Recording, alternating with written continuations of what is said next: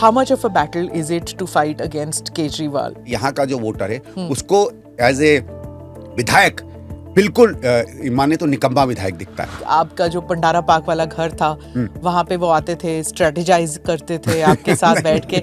So you know him, don't you? नहीं, इतना भी नहीं, आप मरवाओगे मुझे।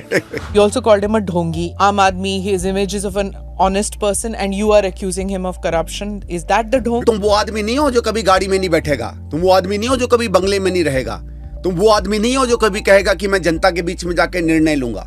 वो उस समय भी मुझे मालूम था जब इनके दोस्तों से भी बात करता था during Lokpal bill, he was an autocrat. Ajay Makan had called Arvind Kejriwal as anti-national. अगर वो कोई की क्लेम करेंगे तो उनके पास कुछ ना कुछ पुख्ता होगा, वो बिल्कुल हवा में नहीं बोलते। In some way, it's your tribute to your mother to fight this election. To some extent आप कह सकते हैं। एक तो जो पर्सनल उसने एक हमला किया, I think it was personal. I don't think it was political. Did she feel let down by the Congress party? Yes, I think उनको ये लगा कि मुझे डिफेंड क्यों नहीं करना है। न्याय यात्रा हुई थी, उसमें भी नहीं आए थे कोई भी, ना राहुल गांधी आए, ना खरगे जी आए, ना प्रियंका आई, कोई भी नहीं था। जेपी अग्रवाल वहाँ नहीं दिखे, पूरे चांदनी चौक के एरिया से निकले। फ्रिक्शन है क्या अभी भी आप लोगों के यहाँ? शायद फ्रिक्शन नहीं है, शायद मुझे लगता है कुछ senior leaders self retirement mode में हैं, मैं कह नहीं सकता हूँ। Are you the face? Are you No, the CM? no. आप इलेक्शन कैंपेनिंग के दौरान आए आप, so both of us are very happy that you're here. Thank you.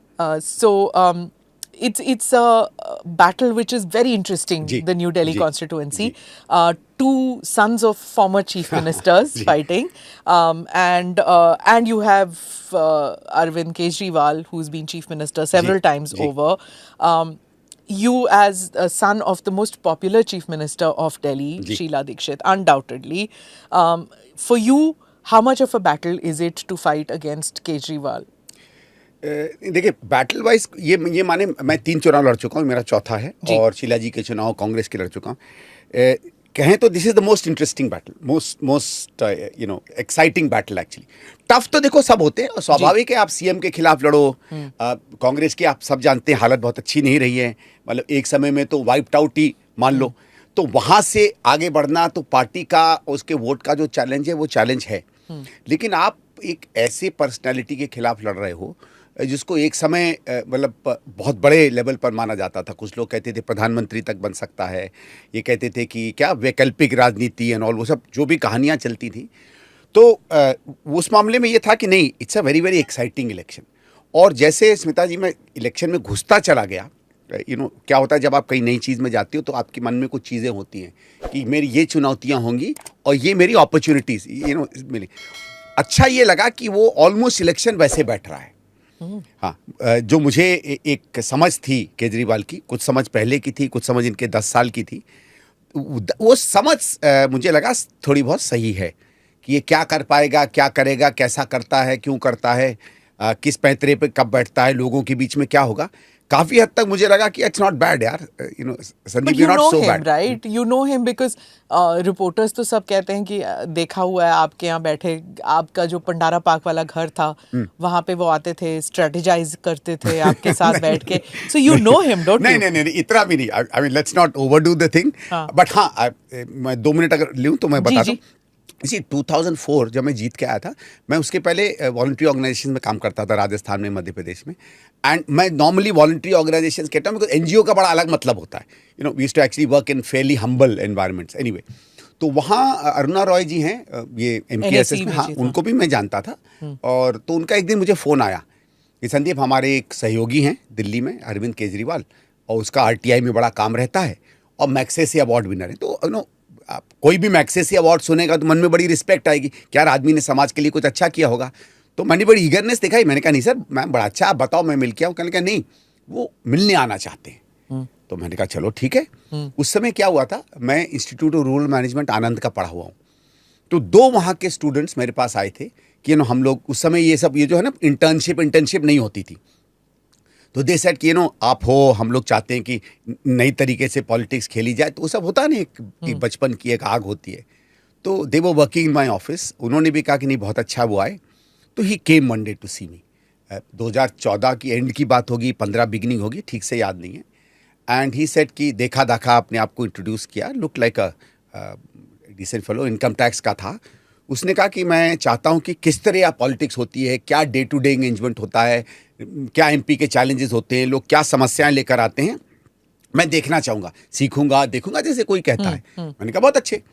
तो हमारा क्या था, एक छोटा गैराज था जिसको हमने पब्लिक रूम में क्रिएट किया था, और वहाँ चिट्ठी इट्ठी टाइप होती थी, बातचीत होती थी, और फिर मेरा कमरा था जहाँ हम फाइनल करते थे। तो जो भी आते थे मुझे मिलते थे, ये सब। तो वो 1 आध 2 दिन बैठे वहाँ पहले, तो फिर उन्होंने कुछ मुझे ये कहा कि इसका ऐसा करो, ऐसा करो। फिर 4-5 दिन वो वहाँ बैठे रहे। फिर एक दिन क्या हुआ कि वो मुझसे मिले और अपना कुछ फीडबैक दे रहे थे। तो उसमें मुझे लगा कि यार ये उतना बैलेंस नहीं है।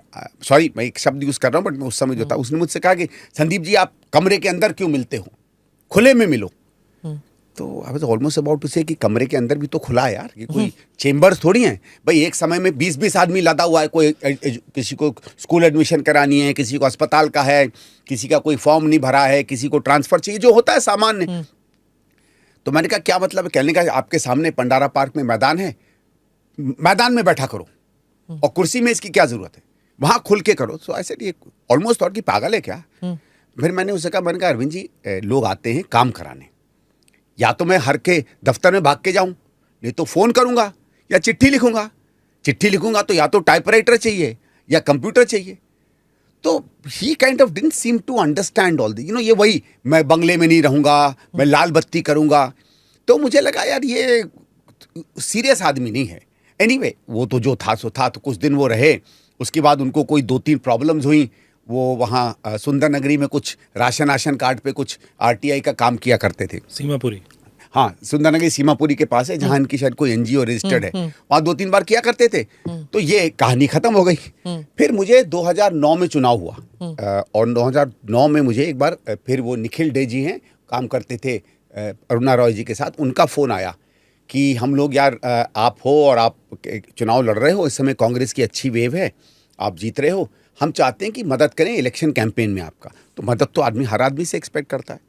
तो उन्होंने कहा कि एक यार हमको थोड़ा सा हिस्सा दे दो, हम चाहते हैं नई तरीके का कैंपेन करें, almost without any expense. So I said wonderful भाई, अगर एक्सपेंस नहीं होगा तो कितना अच्छी बात है। तो उनका ठीक है, आए, कुछ अपनी बातचीत की, कुछ आई डोंट रिमेंबर कौन कौन था। फिर उन्होंने कहा कि अरविंद जी भी उसमें मदद करेंगे। I said very good. अब मैं बस कभी कभी हंसी मजाक आता है इस बात पे। तो मैंने कहा आप एक वार्ड आप ले लो, मेरे अंदर 40 वार्ड थे, क्योंकि मेरे को भी डर था यार कि कहीं एक टेक ओवर कर ले कैंपेन, मेरा कार्यकर्ता सर पे चढ़ जाएगा, वो तो मेरी ऐसी तैसी कर देगा। अल्टीमेटली चुनाव तो कार्यकर्ता लड़ाता है ना, एमपी इज ओनली ट्रांजिएंट। तो ऐसे डोके आई गिव यू 1 वार्ड। और इनका शकरपुर के पास कहीं ऑफिस था, तो वहाँ विनोद नगर और ये करके 2-3 वार्ड थे। हमने कहा कोई एक ले लो। Then he brought a bill, expense estimate of 40 lakhs for a ward. Okay, I know, मैं तो सितारे दिखने लगे। So anyway, I just put these two. आपका बजट कितना था उस वक्त एक वार्ड के लिए? उस समय लाख से भी कम होगा। हाँ, इतना नहीं खर्चा होता था। आपको मालूम है दिल्ली में उस तरीके का खर्चा होता भी नहीं है। जो ऑफिशियल है वो तो शायद 80-90 जो भी है, पर Delhi is not a very expensive. What did you think? He was trying to manipulate books? No, I don't think he was being financially dishonest. I don't think so. But at least let he me give didn't him make credit. But I think he was intellectually not in grasp, and एक IRS के आदमी है, कैसे कह सकते हैं कि he didn't understand That's numbers? no, I don't think I think he understands numbers only when it suits him. और इसलिए मुझे हमेशा लगा है कि there is something very major problem with it. He separates his mind. Almost for the first time I'm saying this, but there are 2 categories of people. There are people who are immoral. All of us are immoral at some point or the other in our lives. Okay. Right? None of us can say, Sure, that. of course. We'll be the Buddha then. Yeah. All of us have done. I'm sure even the gods, when they come down to earth, they show both through their good deeds and bad deeds how human beings should live. But some people are amoral. And I think that's a dangerous category. Amoral में क्या है? जब अपने पर बनती है, तो आप मोरालिटी को उसमें नहीं डालते, तो आप सच और झूठ का अंतर या गलत सही का अंतर नहीं समझ पाते। तो ये आप 2009-8-9 मुझे लगा था, मुझे कई बार ये लगा कि ऐसा इस आदमी में। उसके बाद बहुत सरोकार नहीं हुआ। फिर आपको याद होगा ये जन लोकपाल का बिल चल रहा था, हंगामा चल रहा था, ये उसमें इंचार्ज वो थे, बड़े नेता बन गए थे। तो एक दबार मैं कहानी बताता हूँ, मैं लोधी गार्डन में दौड़ने जाता था, अभी भी थोड़ा सा रनिंग कर लेता हूँ। तो my daughter and I were running, और मैं दौड़ रहा था तो सडनली मैंने पीछे से सुनाई पड़ा, ये देखो चोर भाग रहा है। And that hit me, somebody shouted। वो सब हो गया था, 2G 3G and all it happened. और मैंने मन में कहा यार ये तो कहानी हाथ से निकल रही है हम लोगों के, अगर पब्लिक में ऐसा कहने लगे। So I thought public perception was seriously going, जिस तरह इंडिया अगेंस्ट करप्शन ये बात कर रहे थे। तो Matthew, again this friend of mine who was there, I called Matthew. I said Matthew यार तुम भी याद है, you remember Kejriwal and all? मैंने कहा यार उस समय रीजनेबली लोग थे ये इस मूवमेंट में इनसे बात करते हैं। तो he said fine. I think he went over to Ramlila Maidan, उस समय रामलीला मैदान शुरू हो गया शायद, वहां गए और whatever he met, whichever one of them he met, so they were very keen. जैसे नहीं we want to open dialogue with the government, और मुझे जानते थे, कहने का नहीं हम उनसे मिल लेंगे। तो फिर हमारे एक कॉमन कॉन्टैक्ट थे, I don't want to name him, सरकार में थे उस समय, उनके घर पर हम, मेरे घर के पास ही, पंडारा पार्क के पास ही उनका घर था, तो सुबह लिए भी शूटिंग था, तो वहाँ वो आए रात को, और फिर वहाँ हम लोगों ने पहली बातचीत की। उन्होंने कुछ बताया किस तरीके का जन लोकपाल चाहिए, उसमें बहुत सी इम्प्रैक्टिकल सी चीज़ें थी, CBI हो जानी चाहिए इंडिपेंडेंट, कोई आ जाए समन हो जाए उसको बुला लो। उनका ये भी कहना था, जैसे फॉर एग्जांपल आपके पास ये पैड पड़ा हुआ है, अगर ये मेरे घर में पड़ा है, ठीक है, और अगर मेरे घर में है और मैंने नहीं खरीदा तो इसे भी रिश्वत माना जाए। मैंने कहा यार कल को कोई मिठाई का डब्बा ला रहा है, रिश्वत है क्या? कोई शॉल दे रहा है, कोई रिश्वत है क्या? ठीक है, आप एक्सपेंसिव गिफ्ट ना लो, but come on, let's separate real dishonesty with this kind of ये तो showmanship At that होती है। time, when you had this conversation with him, at no point did he mention or did you mention that don't attack my mother personally? उस समय शुरू नहीं हुआ था वो। अच्छा, उस समय वो नहीं शुरू हुआ था, उस समय ब्रॉडली चल रहा था। और उसने कहा था जन लोकपाल करेंगे, था थोड़ा बहुत ये सब था, दिल्ली में भ्रष्टाचार, कॉमनवेल्थ को लेके कुछ बातें करते थे, पर वो जो एक तीखापन और एक जो एक शब्दों में जो एक तलखी और एक ऑलमोस्ट कहें बदतमीजी जो इसकी बाद में आई, वो उस समय तक नहीं आई थी। उस समय वो था मेरा नेता चोर है, ये है, और वो अन्ना जी को गांधी जी बताना, और वो सब कहानियां चल रही थी। पर हमारा पर्पस ये था कि साहब जो ये कह रहा है उसको अलग रखो, किसी तरह ये मसला सुलझाओ। सरकार से भी जो मेरी बात की, कोई बहुत ज्यादा ऑब्जेक्शन नहीं था वो लोकपाल में। दे वर ओनली सेइंग कि यार इसके ये जो ऑलमोस्ट, माफ करिएगा, बड़ी जो बेवकूफ़ी की चीज़ें, इसको हटाओ, let's get a reasonable. But then I thought कि ये I don't think they want a Lokpal bill. I was very very convinced. मैं एक that he had political ambitions. ये मुझे उस समय somehow I didn't think so, और मेरी गलती मानिए, सही, क्योंकि मुझे दिग्विजय सिंह जी ने कहा एक बार, ये तुम क्या कर रहे हो, उसकी पॉलिटिकल एम्बिशन है, वो तुम ही लोगों की कबर खोद रहा है। He told me that, I admire him for that, but anyway I suppose आदमी करता है ये सब। मैं एक फाइनल छोटी सी स्टोरी बताकर बताऊं कि जब मुझे एक्चुअली में पता चला कि कहाँ थे। आपको याद होगा एक दिन भर की डिबेट हुई थी पार्लियामेंट में लोकपाल बिल पे, ठीक है, देर रात तक चली, नहीं 6-7 बजे तक चली थी। उसके बाद क्या हुआ कि प्रधानमंत्री ने एक पत्र लिखा और उसमें कुछ कहा कि भाई मैं अन्ना को भेज रहा हूँ, कह रहा हूँ कि अब हम जन लोकपाल बिल कंसिडर करेंगे। दिन भर ये फीडबैक आया है, इसके ऊपर जन लोकपाल बिल बनेगा। तो उन्होंने विलास मुट्टमवार जी को, कि वो जानते थे अन्ना को, उनको फोन किया। तो विलास राव देशमुख जी, तो विलास राव देशमुख जी ने विलास मुट्टमवार को बुलाया कि साथ चलो, दोनों महाराष्ट्र के थे। Suddenly I got a phone call from Vilas Rao ji, Sandeep कहाँ हो? मैंने कहा सर पार्लियामेंट में घर जा रहा हूँ। इसे यार तुमने इतनी मेहनत की है, हम लोग जा रहे हैं मंच पे, तुम साथ चलो, you should also get some credit. I thought very great of him, नहीं तो इतना बड़ा नेता भाई मुझे क्यों। एनीवे, तो जब हम निकलने लगे तो फिर मैंने इन लोगों को फ़ोन किया कि हम लोग आ रहे हैं। हाँ बिल्कुल आओ।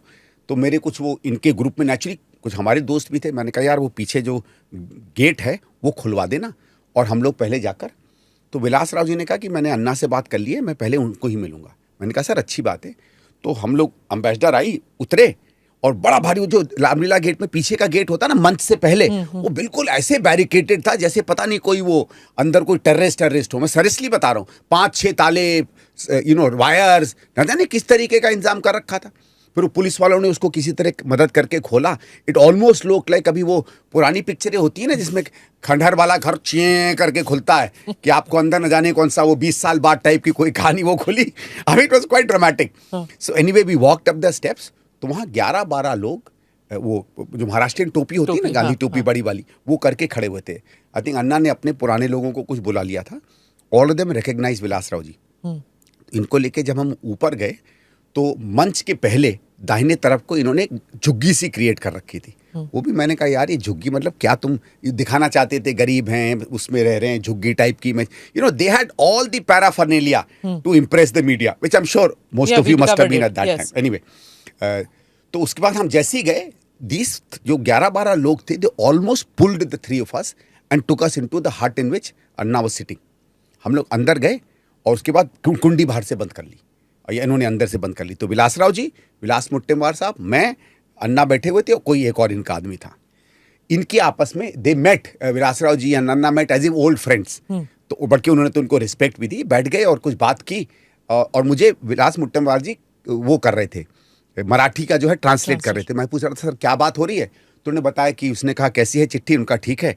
तो उसने कहा पढ़ के सुना दो, तो उन्होंने पढ़ के सुनाई। तो हाँ आई सेड हाँ ठीक है। Then some very interesting things he said. Smita ji मैं पहली बार इसको ऑन एयर आपके चैनल पे डिस्क्लोज कर रहा हूँ and you know I say that this is every word is a truth. He says कि आज जब हम बाहर जाएंगे ना सीधे मंच पे जाना और ये चिट्ठी किसी को मत देना because I don't trust anybody, that's what he said. इसे विलासराव जी आप सीधे मंच पे जाना, चिट्ठी पढ़ना और मैं इमीडिएटली कह दूंगा मैं अनशन तोड़ रहा हूं, मुझे अनशन नहीं तोड़ने देंगे। These were his words.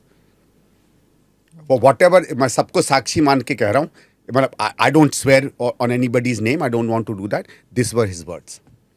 क्या वहां चल रहा होगा ये आप अटकले लगाओ, but this is what he said. So we said ठीक है। फिर मैंने भी नमस्कार किया। मैं अन्ना को मिला था 2002 में छत्तीसगढ़ में, तो ही आई थिंक ही रिकग्नाइज्ड। मैंने नमस्कार किया। फिर हम लोग लाइक वो जो होता है ना मिलिट्री प्रोसेशन, बाहर निकले। ये 11-12 लोग घेरे थे। हम ऊपर मंच पे गए तो वहाँ मनीष जी ये लोग थे, हाथ मिलाया। ये लोग तब तक आ गए थे गेट पे बाहर, because they had suddenly come to know कि आए हुए। आई थिंक जब मैं बाहर गया हूँ तो किरण बेदी जी थी और ये थे मनीष सिसोदिया थे, उनके कोई 2-4 और थे। किरण जी मैं पहले से जानते थे, Delhi police, she was also close to my mother, you know. तो she at least smiled, maybe she knew what was happening, I don't know. और उसके बाद जब हम गए तो जैसे सामने यूँ मंच लगा था, यहाँ से विलास मुट्टेमवार जी यूँ भाग कर उस पर गए। He came immediately, sat down there, did not speak to anybody. जैसे इन्होंने चिट्ठी पढ़ी, आप अगर रिकॉर्ड्स निकाल के देखेगा शायद, तो I think Anna ji pulled the mic and said अब ठीक है ना, अब तो मैं अनशन तोड़ सकता हूँ। And then he declared. अब तो क्या वहां चल रहा था, it's really for all of you to decide. So he was being used at that stage? Used, threatened, और ही डिड नॉट नो कहाँ फंस गया था मैं। इनके डिजाइन अलग थे, उनके अलग थे। एंड सेड कि ये सब अटकलों की बात है, ये चीजें मैं उसमें क्या जाऊं। लेकिन अच्छा एक और था ना स्मिता जी, मैं किसी को कुछ कहता भी, हम लोग इतने बदनाम थे कि अगर मैं लोगों को कहता कि सवेरे सूरज उग रहा है तो लोग कहते ये कांग्रेसी है, झूठ बोल रहा होगा, आज शायद सूर्य उदय ना हो। था एक होता है कभी कभी, यू नो, एक डिसबिलीव लोगों की हो जाती है उसमें।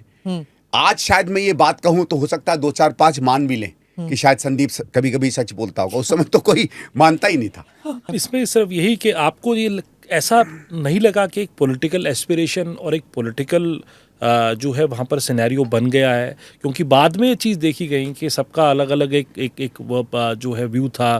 किरण बेदी का अलग व्यू था, शांति भूषण सामने थे। शांति भूषण तो ऐसे लोगों में से थे जिन्होंने जब पॉलिटिकल पार्टी बनाने की बात हुई तो शुरुआती 2.5 करोड़ रुपए का चंदा दिया, और ये भी कहा था कि अन्ना ने उस वक्त में कि ये बात सामने ऑन रिकॉर्ड है कि राजनीतिक पार्टी नहीं बनानी चाहिए, लेकिन फिर भी वो राजनीतिक पार्टी बनी।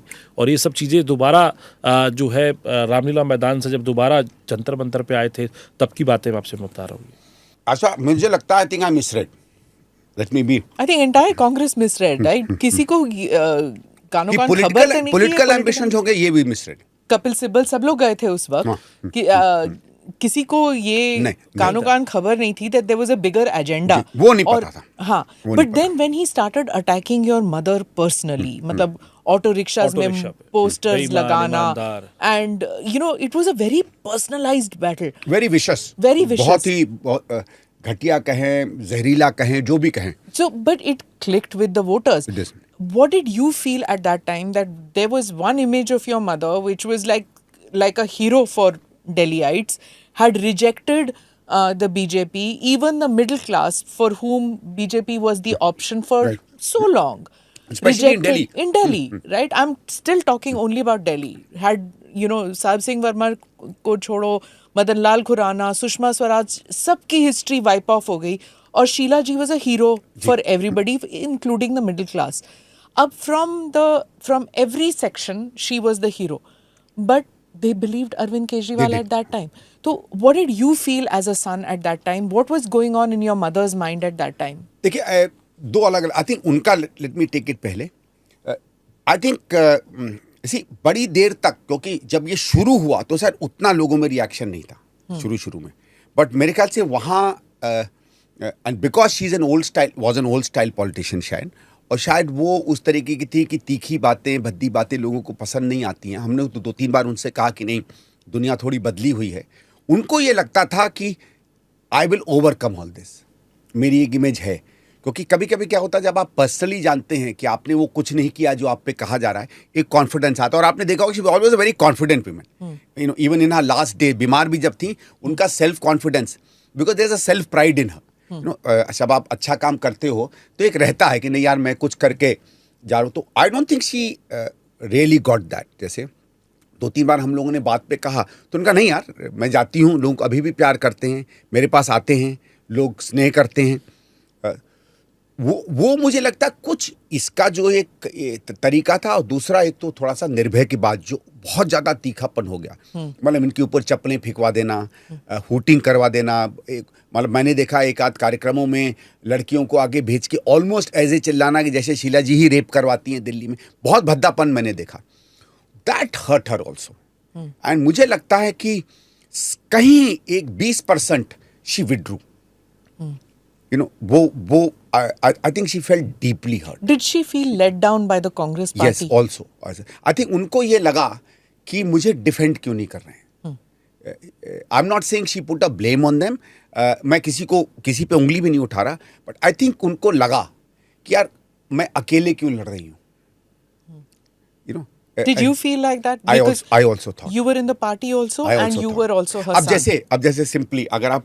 कॉमनवेल्थ की रिपोर्ट्स ले लें ठीक है भाई आती हैं सीएजी की रिपोर्ट्स आती हैं मैंने कॉमनवेल्थ की वो रिपोर्ट देखी उसमें नथिंग एक्स्ट्राऑर्डिनरी विद दैट आपको याद होगा मुन्नी मरहूम जोशी जी चेयरमैन थे उसके बाद जब उन्होंने रिपोर्ट निकाली तो कुछ कलमाडी पे कुछ इधर उधर दिल्ली गवर्नमेंट पर कुछ नहीं आया उसके बाद वही सीएजी की रिपोर्ट एक दिल्ली गवर्नमेंट के ऊपर भी आई जो गई और जो 2015-16 में एग्जामिन हुई जब पूरी की पूरी पीएससी इनके तो 67 थे ना 70 में से तो केजरीवाल के लोगों ने देखा वो तो सवाल मैं आज तक केजरीवाल से पूछता हूं कि जो दिल्ली सरकार के ऊपर आई थी सीएजी की रिपोर्ट उसमें तुम्हारी एक्शन टेकन रिपोर्ट कहाँ है तो उसमें भी कोई बहुत खास नहीं था पर ऐसा लग रहा था कि एक वही अपने आप को डिफेंड कर रही है भाई अच्छे खेल हुए थे ठीक है एक हंगामा था उसके पहले कुछ लेट हो गया कुछ डिले हो गया वो होता है और कुछ हमारे हिंदुस्तानियों की आदत है कि 12वें घंटे में हम लोग कुछ ज़्यादा तेज हो जाते हैं but you know if you remember all the various doubts that were put I think the great conduction of the games settle that आज भी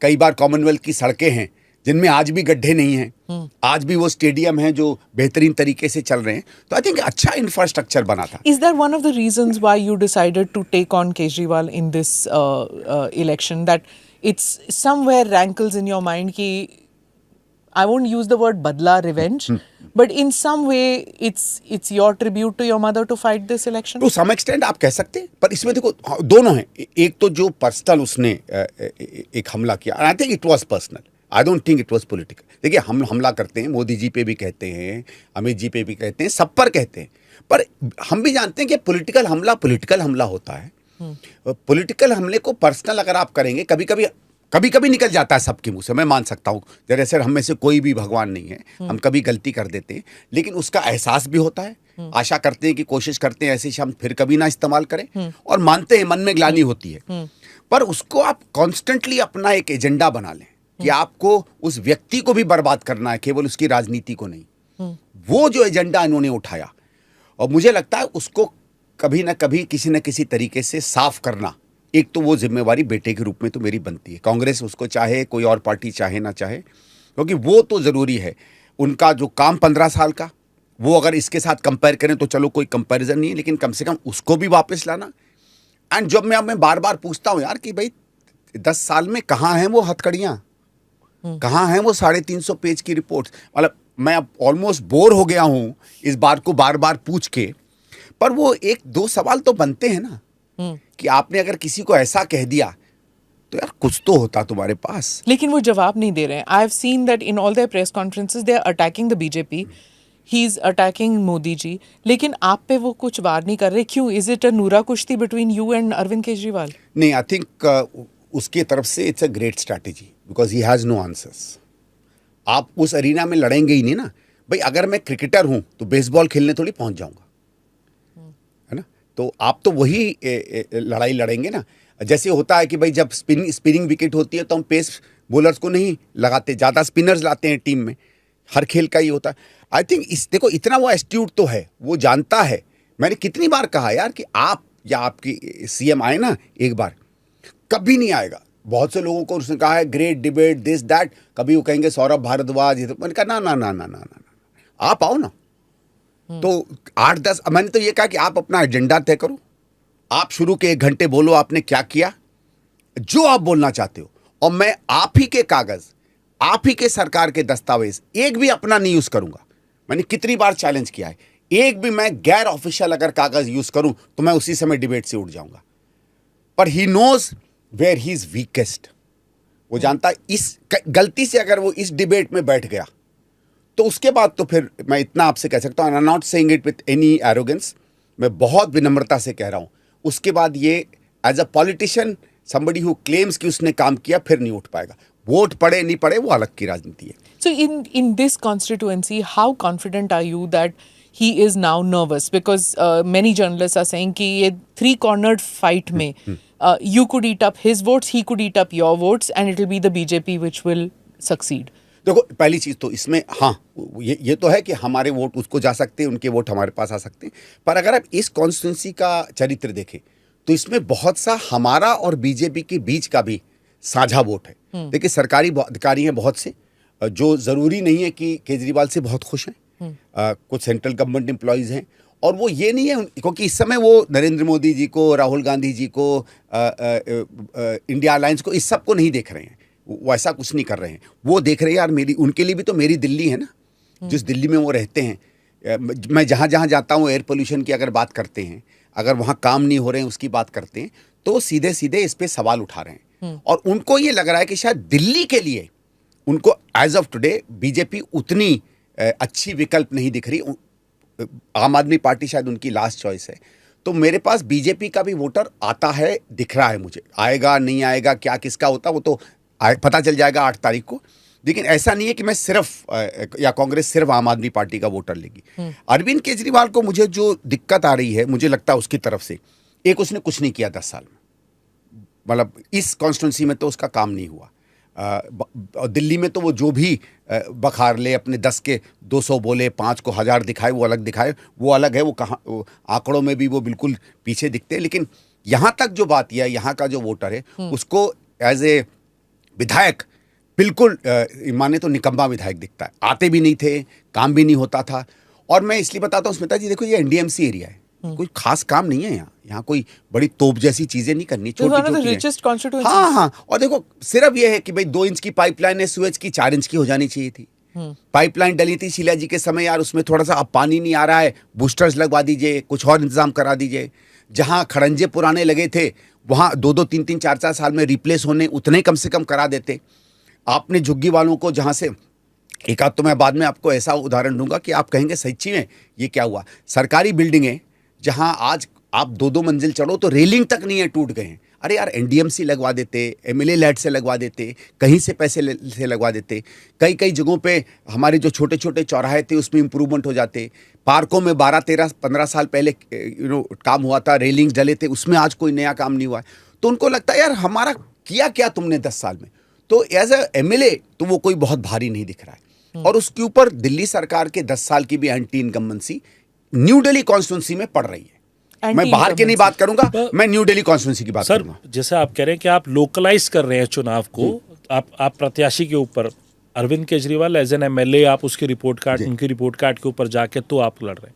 लेकिन एज अ होल दिल्ली आप कितना चांसेस है, क्योंकि 4% वोट जब आपको 2020 में मिल रहा है, 4% से भी कम मिल रहा है, अब उसको कैसे और आप एक समय 40% हुआ करता था। 40%, तो आप कैसे ले जाएंगे? बीजेपी का 32%, 34% वोट उसका Maintain हो रहा है। मेंटेन होता है, इंटैक्ट रहता है, और जब वो लोकसभा का चुनाव आता है तो वो बढ़ जाता है। आप लोगों के पास जीत की कुंजी कहाँ, कैसे? क्योंकि कोई भी व्यक्ति जब अंतिम वोट डालने जाएगा तो दिमाग में रखता है कि मेरा वोट जाया ना चला जाए। क्या आपको ऐसी गट फीलिंग आ रही है कि वो आपको तो एमएलए बनाना चाहता है, मतलब संदीप दीक्षित को एमएलए बनाना चाहता है, ऐसी गट फीलिंग आपको आ रही है? सरकार भले ही दिल्ली में बन रही हो या नहीं बन रही हो। नहीं, देखो इसमें दो बातें मैं कहना चाहता हूँ। पहली चीज तो खैर एक्स्ट्रा ऑर्डिनरी अचीवमेंट्स कभी भी हो जाते। 2013 में आम आदमी ने किया, आपको याद होगा एनटीआर जब थे कहीं नहीं थे, तेलुगु देशम पार्टी बनाई और अचानक, अगर आप कभी कभी एक बड़ी फीलिंग को पकड़ लो तो फिर पार्टी कहीं से भी कहीं जा सकती है ना।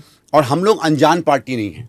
ऐसा नहीं है कि कांग्रेस को लोग बहुत गंभीरता से नहीं ले रहे थे, लेकिन पिछले अगर 2-4-5 साल में आप देखें जिस तरीके से घर घर में शीला जी की बात होने लगी है, कांग्रेस भी लोगों के दिमाग में तो है। So we are not mentally dead, हम लोगों के मेमोरी में है। मेमोरी से हाथ पे आकर बटन दबाने वाली जो शक्ति है उतनी डिफिकल्ट नहीं होती है। is about a person. I understand. Do you get that? Yeah, I understand. You are still fighting an election, like he was saying. You're still fighting an election with the memory of a person, not of the party. आपके अलावा Sandeep ji, I don't know whether I'm sorry if you take this as otherwise, but आपके अलावा कौन है party में जो यहाँ campaign कर रहा है? कौन है? कोई जानता नहीं है, कोई शक्ल नहीं दिखाई दे रही. I mean, it's only Sandeep Dikshit and maybe initially it was Ajay Makan. That's it. मतलब इतना फीका, it's like नींबू पानी without नमक और चीनी. और ब्लेसिंग इन डिस्गाइज ये है मैम कि कांग्रेस पार्टी ने इन्हें फेस डिक्लेयर किया ना कि he is the only face from Congress side. Okay, attack from both of us. नहीं, बाहर भी अटैक पड़ेगा जब मैं पार्टी में जाऊँ. नहीं, मैं मानता हूँ आपकी जितनी बातें हैं. मैं ये नहीं कह रहा हूँ कि I am the only face, but हाँ पार्टी का उस तरीके से नहीं. मैं सिर्फ ये कह रहा था कि वो जो पॉसिबिलिटी कि क्या हम 4 से 30, 32, 35, 40 तक जा सकते हैं, कुछ ऐसे इंस्टेंसेस हुए हैं और मुझे लगता है इसलिए उसकी कुछ बीज हैं. होता नहीं होता है वो बाद में देखेंगे. मैं तो कॉन्फिडेंट हूँ कि ऐसा बहुत कुछ होने वाला है. लेकिन एक और बात है, हम एक्चुअली में 4-5% पे नहीं है. हमारा बहुत सा ऐसा वोटर है जो प्राइमरली एंटी बीजेपी वोट है. उसको 10% और मान लीजिए, 12% और मान लीजिए, जो आम आदमी को बहुत ज़्यादा प्यार नहीं करता है, लेकिन क्योंकि हम कहीं नहीं हैं, बीजेपी को हराने के लिए इस समय आम आदमी के पास बैठा हुआ है. मैं बहुत से ऐसे वोटरों को जानता हूँ और मुझे लगता है कि अगर उसको लगेगा कि कांग्रेस सीरियस है तो 10, 11, 12% वो एक लॉट. आप इस नंबर को 8% मानो, 12 मानो, 0 मानो, आई एम नॉट सेइंग, मैं अपनी असेसमेंट दे रहा हूँ. वो जैसे ही हमारे पास लौटेगा हम ऑटोमेटिकली 15-16% पे पहुंच जाते हैं. ऑलमोस्ट जिसे कहते हैं जमानत बचने वाली स्थिति में हम पहुंच जाते हैं. इसी तरीके से 3-4% हमारा वोट है, 5% वोट है जो बीजेपी में है, जिसको शीला जी की डेवलपमेंट या कांग्रेस थोड़ी बहुत पसंद थी, बट आप बिल्कुल नहीं पसंद थी. बहुत से ऐसे लोग हैं जो आपसे एक तरीके से डिसलाइक करते हैं. Okay. और वो बीजेपी उनकी फर्स्ट चॉइस नहीं है, लेकिन इस समय ओनली चॉइस है, बिकॉज हम थे नहीं. जैसे यहाँ बीजेपी फर्स्ट चॉइस, आम आदमी फर्स्ट चॉइस नहीं है, लेकिन ओनली चॉइस है. ये दोनों अगर हमारे पास हम ला पाए तो मुझे लगता है हम आराम से 18-19% पे या 20% मान लो, आप 16 मानो, 20 मानो, 21 मानो, ये तो अटकलें हैं, हम खड़े हैं. इस पर हम अगर मेहनत करते हैं, मुझे लग रहा है कि हम कुछ तो मेहनत कर ही रहे हैं. मेहनत अगर हम करते हैं तो हो सकता है थोड़ा लेट हो, आप कह सकते हो सकता है पूरी तरह से स्थिति ना हो. हमारे पास वो कार्यकर्ता, वो मंच उतना नहीं है जो 15-1 साल पहले था, लेकिन फिर भी मानता हूँ इन कंपैरिजन विद आम आदमी पार्टी और फिर भी मैं मानता हूँ, मैं फिर भी लेकिन कहता हूँ अगर उस फीलिंग को हमने पकड़ लिया, कभी कभी a feeling is far greater. So even if, okay, granted, suppose there's an anti-incumbency feeling, जो आप कह रहे हैं, अगर feeling जो बहुत से जर्नलिस्ट रिपोर्ट कर रहे हैं कि there is an anti-incumbency, लोग आम आदमी पार्टी के लिए एक विकल्प ढूंढना चाहते हैं, and the विकल्प need not necessarily be the BJP. Now, yesterday, Rahul Gandhi was supposed to campaign. आप देख रहे थे 3 बज गए, 4 बज गए, 5 बज गए, राहुल गांधी का नामो निशान नहीं. फिर वो जाते हैं सीलमपुर. ही इज डिसाइडेड कि सीलमपुर से कैंपेन करेंगे. There he talks about the constitution. Now, is that your vote bank, the Muslim vote, which has tradition? अब अगर मैं traditionally बोलूँ कि पिछले 10 साल से traditionally gone to the आम आदमी पार्टी, वहाँ पे जय भीम का मीम का स्लोगन रेज होता है. That means if you see approximately about 30% of the electorate in Delhi is about the non-creamy layer class and the Muslim. ठीक है. Are you aiming for that vote? Is that your vote bank? that is the DM factor. Dalit Muslim. Dalit Muslim. I'll say the Dalit Muslim. वो कुछ constituencies में कुछ areas में है और वो उस वोट का हिस्सा है जो आम आदमी पार्टी हमसे खींच के ले गई थी. देखो हमारा बहुत सा वोटर, आपने देखा होगा जब हमको 24, 25, 26% वोट पड़ा था 2013 में, तब हम इस हालत में नहीं थे. तो उस समय काफी दलित और काफी माइनॉरिटी वोटर कांग्रेस के साथ रहा था. वो इतना ज्यादा इंप्रेस नहीं हुआ था करप्शन, एंटी करप्शन से. हमारा और आपको याद होगा सबके पास एनालिसिस कौन सा वोटर, चांदनी चौक जीते थे, हाँ, कुछ ऐसे एरिया जीते थे, सीलमपुर आप जीते थे, तो सुल्तानपुर आप एक तो ये कि वो हमारा ऐसा वोटर है जो उसके बाद चला गया. जो मैं आपसे कह रहा था, ये वो वोटर है जो ज्यादा आसानी से हमारे पास लौट पाएगा. जैसे मैं अभी एक किसी और से डिस्कस कर रहा था कि जैसे अगर आप कोई पेपर देने जाएं और मल्टीपल आंसर्स होंगे तो पहले आप अपने सबसे आसान आंसर कर लेते हो, उसके बाद फिर आप टफर सवालों पे जाते हो. तो हमारा ये कि हम उसको पहले अपनी तरफ अट्रैक्ट करें और उसके बाद जो डेवलपमेंट ओरिएंटेड वोटर है, जो जनरल कम्युनिटी से, या जो भी उसका नाम ले लीजिए, मतलब कोई ऐसा स्पेसिफिक नाम है नहीं, हर आदमी अपने तरीके से करता है, उनको अट्रैक्ट करिए. लेकिन मैं एक और चीज़ बताऊंगा स्मिता जी, जैसे मेरी कॉन्स्टिट्यूंसी है, इस तरीके का कॉम्बिनेशन यहाँ कोई उतना सब्सटैंटिव नहीं है. ठीक है. प्लस दिल्ली का भी सिद्धार्थ जी तो जानते होंगे, दिल्ली में भी जो जैसे हमारा शेड्यूल कास्ट या दलित वोटर है या अलग अलग एरिया का माइनॉरिटी वोटर है, वो भी रीजनल, भले दिल्ली छोटा शहर है, छोटा राज्य है, वो अपने कॉन्टेक्स्ट में बहुत अलग है. सिटी का जैसे माइनॉरिटी है, टू हम मेरी कॉन्स्टिट्यूंसी का वेस्ट दिल्ली का दलित जो है, टू साउथ दिल्ली का दलित, सेंट्रल दिल्ली का जो शेड्यूल कास्ट है, टू ईस्ट दिल्ली का, इनमें भी बहुत डिफरेंसेस हैं. ये एक तरीके से नहीं आगे बढ़ के वोट करता मेट्रो की वजह से. हाँ, मेनी पीपल में भी सरप्राइज्ड कि यार जरा सा शहर है, इतनी क्या वेरिएंसेस है वो एक्चुअली में हैं. गेट दैट कि पूर्वांचल का जो वोटर है वो अलग तरीके से वोट करेगा. All that I get. I just want to add on to this. But there are 70 assembly segments. Sandeep sir थोड़ा एलेबरेट और थोड़ा सा शायद उस चीज़ से, क्योंकि जो स्ट्रैटेजी कहीं पार्टी की हो सकती है. 70 असेंबली में से 12 असेंबली जो है schedule caste reserves assembly constituencies हैं, 8 आर माइनॉरिटी डोमिनेटिंग. तो since 1993 till 2025 BJP is contesting on 50 seats. 50 में से उन्हें 36 चाहिए अगर उन्हें जीतना है, क्योंकि इन 12 दलित सीटों में, 12 रिजर्व कॉन्स्टिट्यूएंसीज में से 10 हमेशा कांग्रेस के पास 98 से 2013 तक रही हैं. 2013 तक 13 के इलेक्शन में अलग अलग चीज़ें हो गई. और जो 8 माइनॉरिटी डोमिनेटिंग थी, अब माइनॉरिटी में भी जो जैसा सर बता रहे हैं, 2 चीज़ें हैं. एक माइनॉरिटीज़ जो जमुना पार की माइनॉरिटी, नॉर्थ ईस्ट और ईस्ट दिल्ली की माइनॉरिटी वोटर्स हैं, they are very different from the Chandni Chowk minority voters. और वहाँ आफ्टर द राइट्स, वहाँ पे एक सेंटिमेंट अगेंस्ट आम आदमी पार्टी है. That is what Congress party is eyeing on it. Last assembly Lok Sabha election में भी कांग्रेस ने एक ही रिजर्व सीट थी दिल्ली में जो नॉर्थ वेस्ट की थी, वो ली इसलिए कि वही दलित मुस्लिम वोटर वापस आ जाएगा तो एटलीस्ट 20 में से जितने नंबर्स आते हैं वहाँ से खाता शुरू हो. क्योंकि 2015-20 दोनों सर आपका जो है गड़बड़ रहा. तो आपको ये जो मैम पूछना चाह रही हूँ यही कि क्या वो डीएम फैक्टर ही है आपके लिए जो कहीं शुरुआत कर सकता है. आपकी कॉन्स्टिट्यूएंसी का अलग सिनेरियो है, लेकिन जो 12 रिजर्व कॉन्स्टिट्यूएंसीज हैं और 8 माइनॉरिटी डोमिनेटिंग है. पिछली बारी भी 2013 में आखिरी जो 8 नंबर आए थे वो भी आपके उन्हीं लोगों ने बचाए. तो आपको लगता है वही this is the only key to get back into the race? नहीं, this is the key to. देखो क्या हो रहा है अभी, जैसे मैं आपको बताता हूँ स्मिता जी, मेरे यहाँ भी जैसे कुछ जगहों पे ये आवाज़ शुरू में आई थी जब मैं एकदम आया था. अब मेरी उम्मीद ये है कि कहानी काफ़ी पलटी है दिल्ली कॉन्स्टिट्यूंसी में. यार हम तो देना चाहते हैं आपको, लेकिन सरकार तो आम आदमी बना रही है. ये एक था. तो हमारा ये कि सबसे पहले हमें वो धारणा छोड़नी है कि यार मैं चाह तो रहा हूं आपको, लेकिन आप हो ही नहीं. तो उसके लिए जैसे कई स्टेट्स में कहा जाता है कि यार आप एक कम्युनिटी पकड़ लो या एक ग्रुप पकड़ लो, एक रीजन पकड़ लो, हम तो आना चाहते हैं. अगर दिखेगा कि आप ताकत हो तो फिर एक के बाद एक फिर वो एक कारवां बनता चला जाएगा. तो कारवां बनाने के लिए एक होता है पहला एक किसी को पकड़ना, और मुझे लगता है कि उसकी भी रणनीति हम लोग कर रहे हैं. जैसे मैं इस कॉन्स्टिट्यूंसी की भी आप लोग नई दिल्ली में नई दिल्ली में जैसे हमने देखा कि सरकारी अधिकारी और ये लोग और उसके साथ, क्योंकि मैं भी सरकारी अधिकारी फैमिली से हूँ, थोड़ा सा रिलेट भी आदमी ज़्यादा आसानी से करता है, अपनों से करता है ज़्यादा। तो मुझे लगा उनके बीच में जब मैं जा रहा था, उनकी भाषा मुझे समझ में आ रही थी, मैं उनकी भाषा बोल रहा था, तो मैंने शुरुआती कैंपेन्स वहाँ ज़्यादा किए। तो जब उनमें एक बातचीत आने लगी, तो अब शायद जैसे पहले था कि जब रिपोर्टर, मैं तो आप लोगों से जो पता चलता वो करता है, पहले ये था कि भाई हाँ अच्छा है ये धूल उड़ाएंगे, लेकिन चुनाव बीजेपी और कांग्रेस आम आदमी के बीच में। अब कम से कम कह ले नहीं त्रिकोणीय है, भले मैं कोई कहता मैं 3 हूँ, कोई कहता मैं 1 हूँ, वो अलग छोड़ दीजिए, लेकिन अब ये मानते हैं कि भाई मेरा सिर्फ वहाँ धूल उड़ाने के अलावा 2-4 इमारतें भी बन गई हैं मेरी उसी धूल से।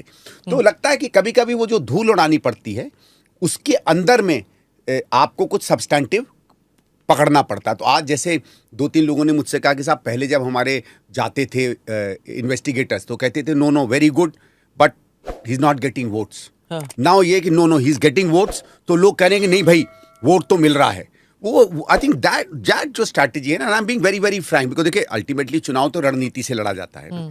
चुनाव में कोई ग्रेट मॉरल प्रिंसिपल्स होते हैं, but you also have to fight on the ground. See one is convincing the voters, वो तो आपका धर्म है, आपको कन्विंस करना पड़ेगा। दूसरी तरफ आपके अलायंस पार्टनर्स जो हैं वो जब कन्विंस नहीं हुए कांग्रेस को लेकर, they are not, Mamata Banerjee is supporting Arvind Kejriwal, Akhilesh Yadav is supporting Arvind Kejriwal, उधर Uddhav Thackeray says that he might come and campaign for, और at least his people are saying. तो जब वो लोग सब कह रहे हैं, who is coming to support you? Shweta ji, can I take a contrary argument here? Okay, मुझे लग रहा है कि they are convinced that Congress is doing well, that is why they are worried। मुझे ये लगता है कि देखो इंडिया अलायंस हुआ, वो तो लोकसभा में हुआ, सब लोग चाहते थे कि मोदी जी नहीं बने, दैट ठीक है, हर लेवल पर एक ऑब्जेक्टिव होता है, पॉलिटिकल गोल होता है। इनके राज्यों में इनको सबसे ज्यादा, अगर बीजेपी छोड़ दीजिए तो इनकी प्रतिस्पर्धा किससे है? कांग्रेस से। तृणमूल में भी अगर हम 2% भी बढ़े, 5% भी बढ़े, तो हो सकता है तृणमूल डैमेज हो। समाजवादी के अगर हम बढ़े तो या तो हम नेगोशिएशन जब करेंगे, अगर हमारा अलायंस होता है स्टेट में तो हम ज़्यादा सीटें लेंगे, या हम इनको दिक्कत करेंगे। पर है ना, मिल्कीपुर में तो अलायंस के साथ ही लड़ रहे हैं। हाँ, अभी नहीं, मैं बात कर रहा हूँ आगे की। इससे पहले भी सपोर्ट किया था। आगे की, क्योंकि बहुत सा देखिए जब डिवीजन होता है सीट्स का तो माहौल का भी असर होता है। कोई ऐसा तो है नहीं 2+2 is never 5 in politics, it could be 10, it could be 0 also. तो उनको ये लगता है कि अगर दिल्ली में कांग्रेस बहुत अच्छा परफॉर्म कर गई, ठीक है, तो नेगोशिएटिंग टेबल पे, और मॉरल जो फोर्स होती है नेगोशिएटिंग टेबल की आप भी जानते हैं, एक नंबर की पावर होती है, एक मॉरल पावर होती है। वो मॉरल पावर कांग्रेस के हाथ में कहीं ना चली जाए। तो आई गेट अ फीलिंग कि अपने अपने वर्चस्व को बचाने के लिए और अपने अपने राज्यों में अपनी साख को हमसे ऊपर रखने के लिए उनको लगता है कि कांग्रेस अगर दिल्ली में कमजोर रहे, क्योंकि आम आदमी से उनका कोई प्रॉब्लम नहीं, वो आम आदमी अपने आप को नेशनल पार्टी कहती है, पर कहाँ है बंगाल में, लड़ती तो है नहीं, कहाँ है महाराष्ट्र में, लड़ती तो है नहीं, तो उससे तो वो खुश हैं और कहते हैं कि ठीक है हम लोग आपस में निपट लेंगे जब जरूरत होगी। तो मेरा ये, इसलिए मैं कह रहा हूँ आपकी जो बात है वो भी एक सिनेरियो है, लेकिन मेरी जो सोच है वो ये है, और इसीलिए जब इन पार्टियों ने उनके साथ समर्थन देना शुरू किया तो मुझे कहीं भी आश्चर्य नहीं हुआ, I wasn't surprised at all. Tell me about that thing with Ajay Makan had called Arvind Kejriwal as anti-national. You were supposed to do a press conference, or your party was supposed to do a press he was supposed to. He was. So मैं तो करता रहता हूँ थोड़े-थोड़े। It was an officially declared press conference. All of the reporters were there, and it was held up for 2 hours. और फिर वो then हुआ नहीं। finally called off. And not just the press conference. उसके बाद अजय माकन जी दिखे ही नहीं। कल रैली में भी नहीं थे। हाँ। Importantly, he was not present in the rally. So what is happening? This, I don't know. Smita ji, देखो, Ajay ji had some differences with Sheila ji, whatever it was, must have been at some point of time. I've always had a warm relationship with him. और कभी हम लोग मिलते भी रहे, और मुझे इतना मालूम है अजय जी के बारे में कि अगर वो कोई की क्लेम करेंगे तो उनके पास कुछ ना कुछ पुख्ता होगा, वो बिल्कुल हवा में नहीं बोलते। तो जब उन्होंने एंटी नेशनल शुरू में कहा था, तो इन लोगों से पूछो, मैंने भी कहा था कि मैं थोड़ा सा सरप्राइज्ड हूँ, इतना स्ट्रॉन्ग वर्ड नहीं इस्तेमाल करना चाहिए, बट ही रिपीटेड दैट। तो कुछ तो उनके पास होगा अपनी बात को करने के लिए। Why was that press conference cancelled? Personally speaking, I'm perplexed, and I think अगर उसको वो करें या उसके पास कोई भी मसौदा हो, I think it will be good, अच्छा रहेगा कि क्योंकि वो ये पहले भी अरविंद केजरीवाल के बारे में ये एंटी नेशनल टैग लगा था जब वो खालिस्तानी जी, जी। उनके घर में रुके थे। रुके थे। उस टाइम During बीजेपी ने पंजाब कहा polls। था, बट उसके बाद बीजेपी वो ऑल्सो 16 या 17 का जो चुनाव था, हाँ, उसके बाद BJP stopped calling him anti national. जी, जी। तो this was again another element, वही पुराना वाला एलिमेंट वो इस बार भी उठा और उसके बाद वो सबसाइड हो गया। सबसाइड हो गया। तो was it pressure by other India alliance partners? I can't say. I really can't say. I don't think Ajay ji would be forced by that. But as I said, let me not speculate on behalf of him. ये क्यों नहीं दिख रहा है कि आप चुनाव लड़ रहे हैं तो वहाँ पर आपके बड़े लीडर नहीं जा रहे हैं? राहुल गांधी आज रोहिणी तक चले जाते हैं, लेकिन नई दिल्ली के तो वोटर हैं, अभी वो आपके यहाँ कब आएंगे, कब पहुँचेंगे? बड़े लीडर्स जो हैं आपके यहाँ, या ये मान रहे हैं कि आप वहाँ बैठे हैं तो ये इनफ है? नहीं, देखो, दिस इज नॉट फेयर। देखो क्या है, आप जानते हैं कांग्रेस में ये भी प्रथा होती है कि हमें मांगना है वोटर्स को, ओके।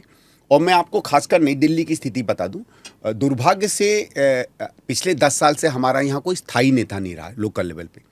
तो थोड़ा सा पार्टी जैसे बाकी 70 सीटों में है, 69 सीटों में, यहाँ शायद ज़्यादा थोड़ी सी बिखर गई थी। कार्यकर्ता हमारा था तो उसको तो बटोरने में हमको टाइम लगा, ओके। फिर और जगहों पे एमसीडी के कैंडिडेट्स होते हैं, तो कुछ भी हो, एमएलए हो या नहीं हो, 4-4 लोग हर वार्ड में ऐसे हैं जिनको लगता है कि कांग्रेस से उसको एमसीडी का टिकट मिलेगा, तो वो कार्यकर्ताओं को जोड़ के रहता है, आना जाना रहता है, सुख दुख में साथ रहता है, तो पार्टी जुड़ी रहती है। नई दिल्ली बिंग एनडीएमसी एरिया, हमारे पास वो भी नहीं था कि हम लोगों को जोड़ पाएँ। तो अभी हमें पहले तो 8-10-12 दिन थोड़ा सा सजोने में लगे। अच्छी बात है कि सब थे वहाँ, कुछ बहुत से लोग पुरानी डायरियों में मिले, नाम से मिले, मैं जाने लगा तो पहचानने लगे, शीला जी की स्मृति से वापस आ गए। मैंने 98 में 2003 में शीला जी की मदद की थी, कई लोग मुझे मिल गए। तो मुझे लगता है कि हम लोगों ने थोड़ी देरी की है और अब हम इस स्थिति में हैं कि नई दिल्ली में न्योता दें। पर देखो एक और चीज़ है, आपको ये भी याद रखना पड़ेगा, नई दिल्ली वो नहीं है कि आप बड़ी मीटिंग्स कर सको। ये 5-7 हज़ार 10 हज़ार की मीटिंग वाली कॉन्स्टिट्यूंसी है ही नहीं। हमारा भाई देखो 61% वोटर तो सरकारी अधिकारी है, वो कहाँ मीटिंग में, इतनी बड़ी मीटिंग में जाता है। आप स्थानीय मीटिंग कर दोगे, जिसको आप लोग नुक्कड़ सभा कहते हो, उसमें आरडब्ल्यूए के कोई 25-50 आ भी जाएं, 100 मैक्सिमम आ जाएं, इससे बड़ी हमारे यहाँ मीटिंग नहीं होती है। पर सर राहुल जी तो आज जहाँ रिठाला गए हैं, हाँ। उस रिठाला के अंदर छोटा सा क्लस्टर है जहाँ पर वो गए, वहाँ तक जा सकते हैं, तो आपके यहाँ तो उन्हें आना चाहिए। नहीं, देखिए एक और है, छोटी कॉलोनियां भी तो है, बीके दत्त कॉलोनी वगैरह जो छोटी है। नहीं, बट सिद्धार्थ जी, दिल्ली में बहुत सी ऐसी चीजें हैं जो एक दूसरे से रेजोनेट करती हैं। अगर आप एक क्लस्टर में जाके क्लस्टर के रिलेटेड बात करोगे तो वो हर दिल्ली के कोने में खबर जाती है। अगर आप किसी मार्केट में दुकानदारों के साथ बात करोगे तो दिल्ली के हर मार्केट में उसका मैसेज जाता है। आपकी जो न्याय यात्रा हुई थी उसमें भी नहीं आए थे कोई भी, ना राहुल गांधी आए, ना खरगे जी आए, ना प्रियंका आई, कोई भी नहीं था। क्यों? व्हाई उसमें स्टार्स आर मिसिंग? आप ही थे चल रहे थे। तो एक जगह तो ऐसा है जहाँ पे स्थानीय सांसद नहीं थे, जेपी अग्रवाल वहाँ नहीं दिखे, पूरे चांदनी चौक के एरिया से निकले। तो अभी भी वो यूनिटी फ्रिक्शन है क्या अभी भी आप लोगों क्या? नहीं, शायद फ्रिक्शन नहीं है, शायद मुझे लगता है कुछ senior leaders self retirement mode में हैं, मैं कह नहीं सकता हूँ, ये हो सकता है। और इस शहर में तो इतने दिग्गज नेता हैं आपके जो बैठे हुए हैं यहाँ पे। ये स्मिता जी, पर मैं एक और बात बताऊं, देखो जब आप इतनी बुरी हालत में होते हैं तो शायद अंदर में जज्बा तो हो, शरीर रिस्पॉन्ड नहीं करता है। मेरी थोड़ी सी दूसरी मोटिवेशन भी है। एक तो एक हैव यू रीच्ड आउट? क्या आपने किसी को फोन किया कि आ जाओ मेरे लिए कैंपेन करो? मैंने, हाँ, दिल्ली में तो किया है। काफी लोग जो शीला जी से जुड़े हुए थे, जो मुझसे जुड़े हुए थे, आप सिद्धार्थ जी से भी पूछो, इनको भी देखेंगे कई जगहों पे पुराने एक्स-एमएलएस कई आए हैं, कॉन्स्टिट्यूंसी में आ रहे हैं। तो आ रहे हैं, ऐसा नहीं है, मतलब मैंने बहुत ज्यादा को नहीं बुलाया है क्योंकि वो अपने एरिया में भी काम करेंगे। मेरे घर के इर्द गिर्द तो सारे वकील रहते हैं जी, और वो सारे वकील they got a lot of largesse because of Sheila ji being chief minister. एक बंदा नहीं कैंपेन कर रहा आपकी पार्टी के लिए, मैं सिर्फ अपने इलाके के बारे में कह रही हूँ। And now some of them have gone to other parties, कोई राज्यसभा में चले गए। Come on, what are you doing? Why aren't they coming and campaigning for you? नहीं, ये है, आई थिंक ये इशू है, उनको तो हमें इसी वजह से कि वो बटोरना पड़ेगा सीनियर लेवल पे। मुझे लगता है कि तो रहते हैं बटोरने में कितने लग सकता है दिल्ली में messaging we seem to be attacking you, but नहीं स्मिता जी, बात वो नहीं है। It's not an attack, if you know what I mean। वहाँ पे मेरे comment section में आ जाएगा you're attacking the only decent person who has come from the Congress party on your show। for saying I'm the only decent person। No, that's not। देखो, मेरा इसी जो आप कई सवाल उठा रहे हैं, ये वो हैं जो वोटर के दिमाग में भी रहते हैं। हमारे अपने रीजंस हो सकते हैं, कुछ पार्टी के रीजंस हो सकते हैं. I am not defending them because कभी कभी होता है you may have great reasons but if people don't know the reason, जैसे 1230 में we lost the battle of communication. People thought Congress was dishonest. People thought that this is not the Sheila Dikshit we knew or voted for. Time proved her to be probably, as honest as anybody else could be. I don't think time has proven her otherwise at all. She's come out. शायद ही कोई ऐसा CM होगा हिंदुस्तान में जो अपने 10 साल के जाने के बाद भी इतना याद आता हो किसी को. Correct, yes. So, time has put a kind of a tilak on her forehead. Even if she's my mother, I think I can say that. And I can say that with a lot of pride as a citizen of Delhi. पर मुझे लगता है कि ये सवाल जब लोगों के दिल में हैं तो उन सवाल को अपफ्रंट होकर as a politician you must answer them. Because अगर डाउट्स रहते हैं लोगों के मन में, पता नहीं चलता है कौन से डाउट से कौन सा वोटर फिसल जाए और कौन से क्लेम से कौन सा वोटर आपके पास आ जाए. तो ये तो एक जेन्युइन पॉलिटिकल एक्टिविटी भी है कि we must come up front and answer all the queries raised against. दूसरा, उस जवाब को सही माने कि नहीं माने, पर इतना तो मानेगा कि हमारे पास जवाब हैं. And I think that is where we must stand up and answer all this question. They must be genuine reasons. I am sure party wants to even much more than me, and I know much more than me want to win Delhi. So I think sometimes Do they? That's what I... Yes. It doesn't seem like your party is making the effort. This is what everybody is saying. You minus. Your party doesn't seem to be making the effort, whereas why are journalists so irritated, which comes out like anger? It is not anger.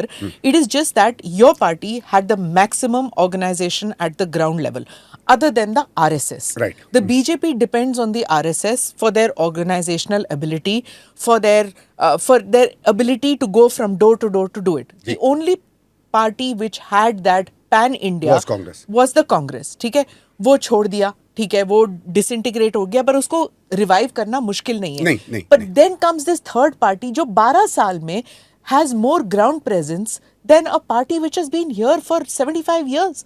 Why? यहाँ तो we have to blame ourselves very very clearly. जिसे अंग्रेजी में कहते हैं ना, we lost the plot and we knew what we were losing. हम अपनी कनेक्टिविटी भूल गए.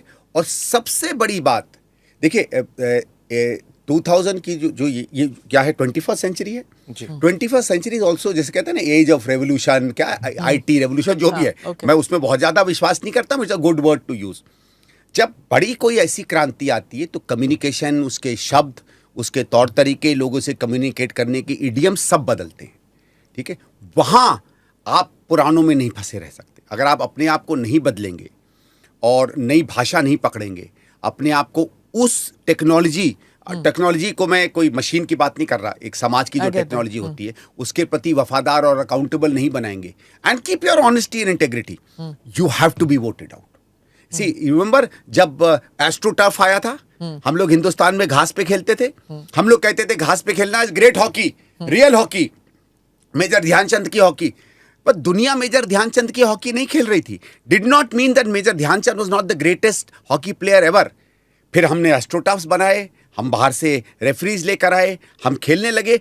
आज हम कम से कम टॉप 5 में हैं, टॉप 5 से टॉप 1 जा सकते हैं. तो अगर हॉकी की तरह हम अपने आप को नहीं बदलेंगे तो फिर हम वर्ल्ड कप भी नहीं खेल पाएंगे.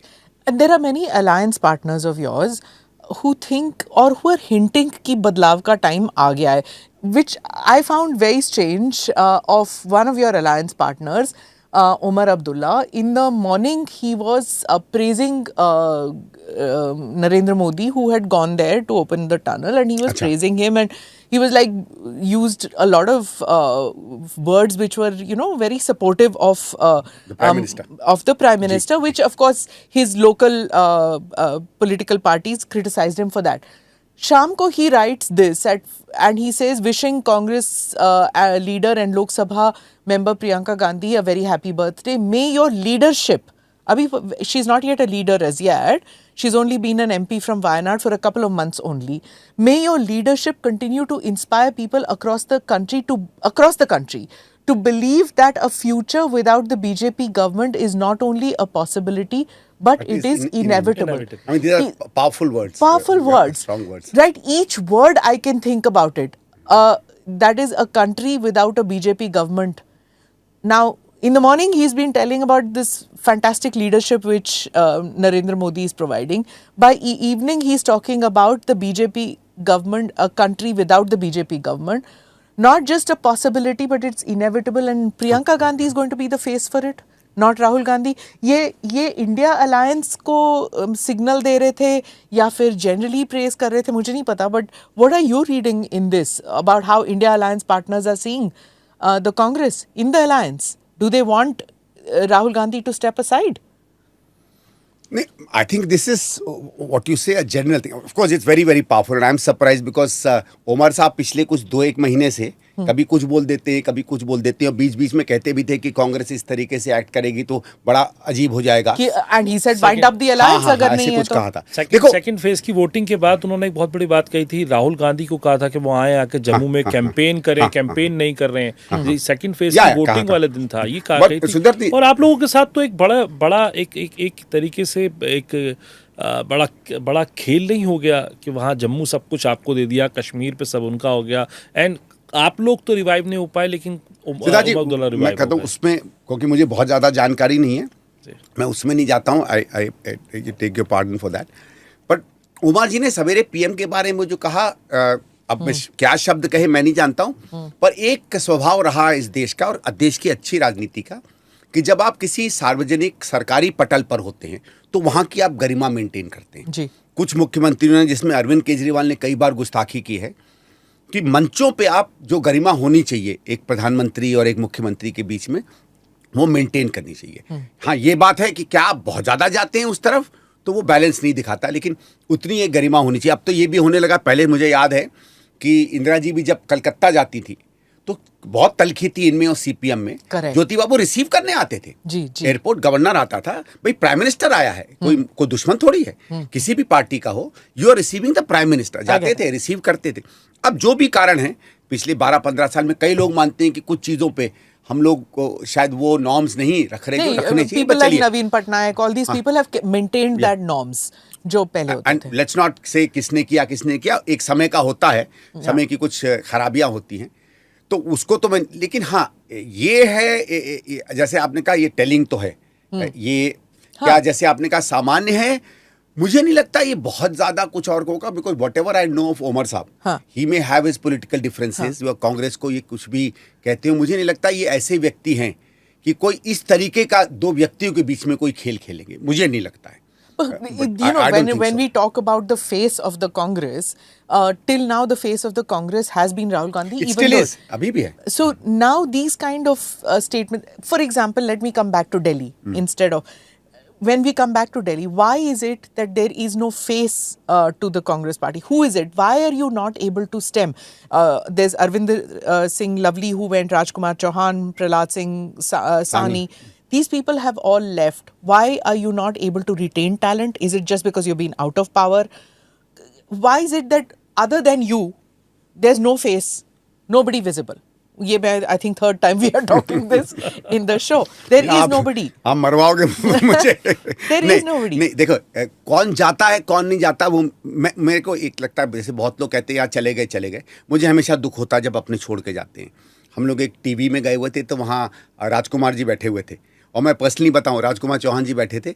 जब मैं घुसा कमरे में, वो बीजेपी का पटका पहने थे. 1 मिनट को मुझे बुरा लगा. I have a lot of personal affection, सबके साथ होती है. ये नहीं है कि तुम किसी दूसरी पार्टी में चले जाओ तो कोई व्यक्तिगत अफेक्शन कम ज्यादा हो जाएगी, वो बात नहीं है. पर मुझे लगता है कि अपना जब भी कोई छोड़ के जाता है, I don't think we should be as casual about it as possible. लेकिन अगर आदमी व्यवसायी केवल ढूंढ रहा है पॉलिटिक्स में तो लोग जाते हैं, और व्यवसायिक नेताओं को आप रोक नहीं सकते.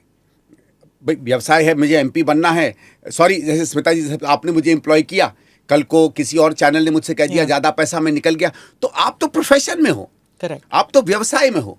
लेकिन अगर आप ये कहें कि भाई कोई यहाँ आके बड़ा ऑनेस्टली लिखता था और यार वहाँ जाके बिकाऊ हो गया, तो आपको यार ये कैसे बदलाव आ गया तुम में. So that is something that you don't like very much, you know. I don't want to compare journalists with politicians, but फिर भी तो एक वो तो दूसरा जो हमारे यहाँ ये कि क्यों हम लोग नाम नहीं डिक्लेयर कर रहे हैं. मुझे ये लगता है कि हम लोग अभी उस स्थिति पर नहीं है कि हमारा कोई 1 या 2 ऐसे चेहरे हों जो पूरी दिल्ली में असर कर सकें. 70 कॉन्स्टिट्यूंसीज हैं, 70 चेहरे हैं, मतलब शीला जी थी एक तरीके से बांध लेती थी। पर आपको याद होगा 98 में जब वो पीसीसी प्रेसिडेंट थी और वो लड़ी थी, प्रोमिनेंट फेस था, दिल्ली से बाहर से आई थी, दिल्ली वाले इतना नहीं जानते थे, उनका नाम एज अ सीएम नहीं डिक्लेयर हुआ था। हाँ। ठीक है, उसके बाद 3 में नहीं हुआ, 8 में नहीं हुआ, लेकिन वो लगता था कि भाई यही बनेंगे, जैसे हरियाणा में हुडा जी का था कि भाई जीतेंगे तो यही बनेंगे। तो कभी कभी Are you the face? Are you the CM? कभी कभी फेस नहीं डिक्लेयर करना भी एक फायदा करता है। वो तो BJP says the same thing कि हाँ, हम फेस नहीं कभी डिक्लेयर। कभी कभी बट आपके बारात में दूल्हा कौन है? आप नहीं है? नहीं, मैं यहाँ का दूल्हा हूँ। मतलब हमारे यहाँ 70 शादियां होनी है, सामूहिक विवाह है इस समय। पर आपका लिस्ट तो निकले नहीं सारे अभी तक। हाँ, वो आई थिंक आज निकल जाएंगे। दैट आई थिंक वो थोड़ा क्या है स्मिता जी, देखिए आई थिंक डॉक्टर साहब के, मनमोहन सिंह जी के जो डेथ से 7-8 दिन हमारे चले गए ना, वो थोड़ा सा हम लोगों को सेटबैक हुआ टाइम संदीप जी, इलेक्शन जीतने के लिए होता है। I as a journalist don't need to tell you that. I mean you as a politician should know that. हमारे यहाँ पद्धति है, हमारे यहाँ ये रीत रिवाज है, हमारे यहाँ ये you know these are things which sound previous century, I know, not this century. What did I say some time back? You have not learned the idiom of this century. Some things we have not. I agree to that. I'm not saying that we are a perfect battling mechanism for today's time. Okay. All I'm saying is I hope we are learning. I think I've learned a lot. I mean, आपने देखा होगा मैं आजकल तो थोड़ा बहुत BJP कहती है कि मैं सोशल मीडिया पे भी दिख जाता हूँ। इनसे पूछो what was my opinion of social media till about 2 years ago. Sorry to say, I used to call it the new idiots box. I mean, with due apologies to everybody.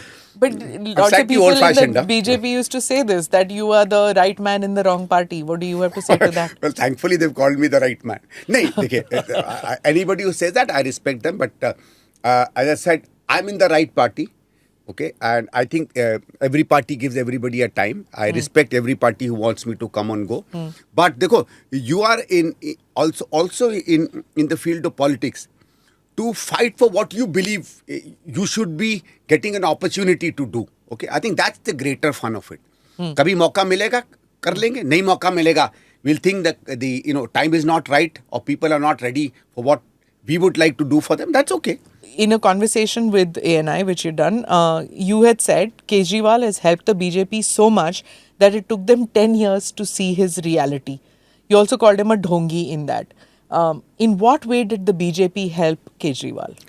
देखो, मैं आपको बताता हूँ, from almost about 5-6 years ago, I've been informing people through the LG's office. I mean, my contact with the BJP is primarily through the LG's office, and some people meet me. For example, जैसे अरुण जेटली जी की madam से personal मित्रता थी, और वो वाली नहीं है जो ये केजरीवाल कहता है कि मोहरे हैं ये वो. I don't think Kejriwal realizes that you can be colleagues and friends and yet be fierce political enemies.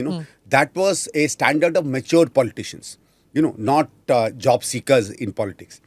Okay, so I think lot of them I told them कि भाई देखिए ये हो रहा है, क्या कर रहे हो आप लोग. कभी कभी बीजेपी के मुझे लोकल लीडर्स कहीं मिल जाते थे. देखो, जब मैं सांसद था तो सांसदी में बहुत सारे संबंध थे, कोई कॉर्पोरेटर था, कोई एमएलए था, मिलते थे हम लोग, बातचीत करते थे. एंड शीला जी का had if you remember, she had a reputation कि वो एमएलए के काम करती थी, चाहे बीजेपी का हो चाहे कांग्रेस का हो. तो वो तो सब मानते थे, तो आते थे असेंबली में कुछ भी कर लो, बाहर आके it was more like a common club of 70 people. तो हम कहते थे उनसे, यार ये हो रहा है या इस तरीके के घोटाले की खबर आ रही है, नहीं यार रहने दो, चलो ठीक है, अभी दिल्ली हमारी प्रायोरिटी. मतलब हमें ये मैसेज, ऊपर क्या सोचते होंगे क्या नहीं सोचते होंगे वो ऊपर वाले जाने.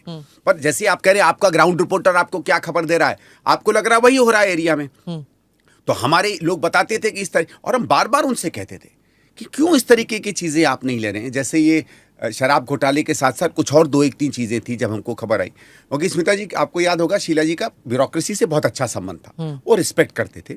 एंड केजरीवाल साहब ने बहुत बदतमीजियाँ की हैं ब्यूरोक्रेसी के साथ. तो ब्यूरोक्रेसी कभी ज़्यादा बोलती नहीं है, बट कभी कभी मिलते हैं तो हिंट करते हैं क्या है क्या नहीं है. और मैं जब बार बार बताता था कि यार इसको थोड़ा सा गंभीरता से लो यार, मतलब लूटपाट तो मत होने दो. फिर मैं कितना बार कहता था कि यह तो बिल्कुल फर्जी भरा हो रहा है, क्यों आप लोग अलाई कर रहे हो. तो मुझे लगता था कि उन लोगों को ये लगता था ठीक है हम जीत भी लेंगे दिल्ली तो क्या है, इतना ज़रूरी नहीं है, इतना महत्वपूर्ण नहीं है. मतलब मुझे लगता है उनका शायद एक ये होता है बेनेवलेंट वाला, wrong reading of a situation. जैसे आप लोग कहते हो कि 11, 12, 13 में we did not read him properly. maybe I'm only being, sympathetic to Vijay Parshar. I'm giving them benefit of the doubt. Maybe they've done it deliberately. It's well within their right to weaken another party by supporting its principal opponent. That's also a... Not at the cost of the exchequer.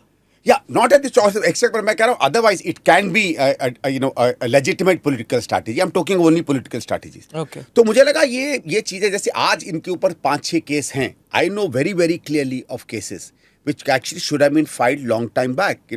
There are some things that people give me. I don't want to put it here because it will also almost sound like defamation. जब तक आपके पास adequate, but at least they were enough ground to instigate investigations. To get people to investigate करिए ना. तो ढोंगी क्यों आप ढोंग का किस चीज के बारे में ढोंग तो एक तो because you said कि because his image is of a Aam Aadmi, his image is of an honest person, and you are accusing him of corruption. Is that the ढोंग? Because his own actions all the time, मैं वही देखता था, करते खुजते थे खुद. मगर मुझे लगता था कि तुम अपनी रियलिटी को इतना आर्टिफिशियली क्यों क्रिएट कर रहे हो यार. तुम वो नहीं हो, तुम वो आदमी नहीं हो जो कभी गाड़ी में नहीं बैठेगा. तुम वो आदमी नहीं हो जो कभी बंगले में नहीं रहेगा. तुम वो आदमी नहीं हो जो कभी कहेगा कि मैं जनता के बीच में जाके निर्णय लूंगा. वो उस समय भी मुझे मालूम था, जब इनके दोस्तों से भी बात करता था during Lokpal bill, he was an autocrat.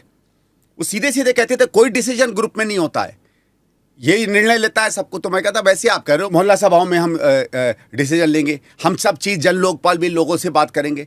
मुझे मालूम था ये उस तरीके की अकाउंटेबिलिटी की बात नहीं करता था. एक आध बार जैसे जब इंडिया अगेंस्ट करप्शन के बीच में ये उसमें आते थे इनोवा गाड़ी में, तो मैंने पूछा यार ये इनोवा गाड़ी वैगन आर में पहले आते थे. हाँ, नहीं वैगन आर तो बाद में चुनाव में ले ली. जब हम लोगों से मिलने आते थे नेगोशिएशंस में, तो 2011-12 में आप समझो इनोवा गाड़ी कितनी बड़ी चीज थी. आज तो चलो सरपंच भी लिए घूमता है. मैं कहता था ये गाड़ी तुम्हारे पास कहाँ से आ गई? अरे लोगों ने दी है, ड्राइवर फ्री में चला रहा है. मैं ड्राइवर से पूछूं, कहे भाई साहब कौन सा फ्री से? मैं फलाने टैक्सी स्टैंड से हूँ. तो मैंने कहा यार ये मतलब क्या है, हम लोग बेवकूफ़ बैठे हैं क्या? दुनिया में ढोंग करो, कम से कम हमसे तो ढोंग मत करो. तो ये बुरा लगता था कि एटलीस्ट सामने वाले का थोड़ा सा सेल्फ रिस्पेक्ट, थोड़ी रिस्पेक्ट तो करो यार. हम सब बेवकूफ बैठे हैं क्या? That's what I thought. एक होता है हम सब थोड़े बहुत ढोंगी हैं, all of us. We have lot of likes dislikes जो हम पब्लिक में नहीं कहेंगे. उतना ढोंग पॉलिटिक्स इज इंपॉर्टेंट ऑल्सो, वो आपको करना है. लेकिन इस तरीके का तभी मैंने हमेशा से माना कि ये ढोंगी है. तो रोल प्लेइंग मतलब सारा टाइम. देखो रोल प्लेइंग होता है कि जब आपको लगता है role play. I think he has a problem, he believes in. जैसे जो मैंने ए मॉरल वाली बात की थी ना, खतरनाक तब हो जाता है जब आप जो आप कहते हो उस झूठ में आप विश्वास करते हो. So would you say that he's a megalomaniac or something? That he is. He is. Without doubt he is.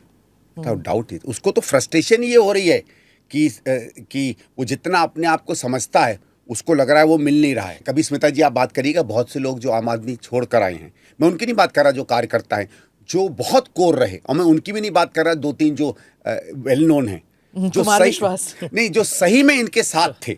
जो समझ लीजिए घर द्वार में बैठ के काम करते थे, जो बैठ के रिपोर्ट्स लिखते थे, उनसे अगर आप बात करेंगे तो एक पिक्चर सामने आएगी.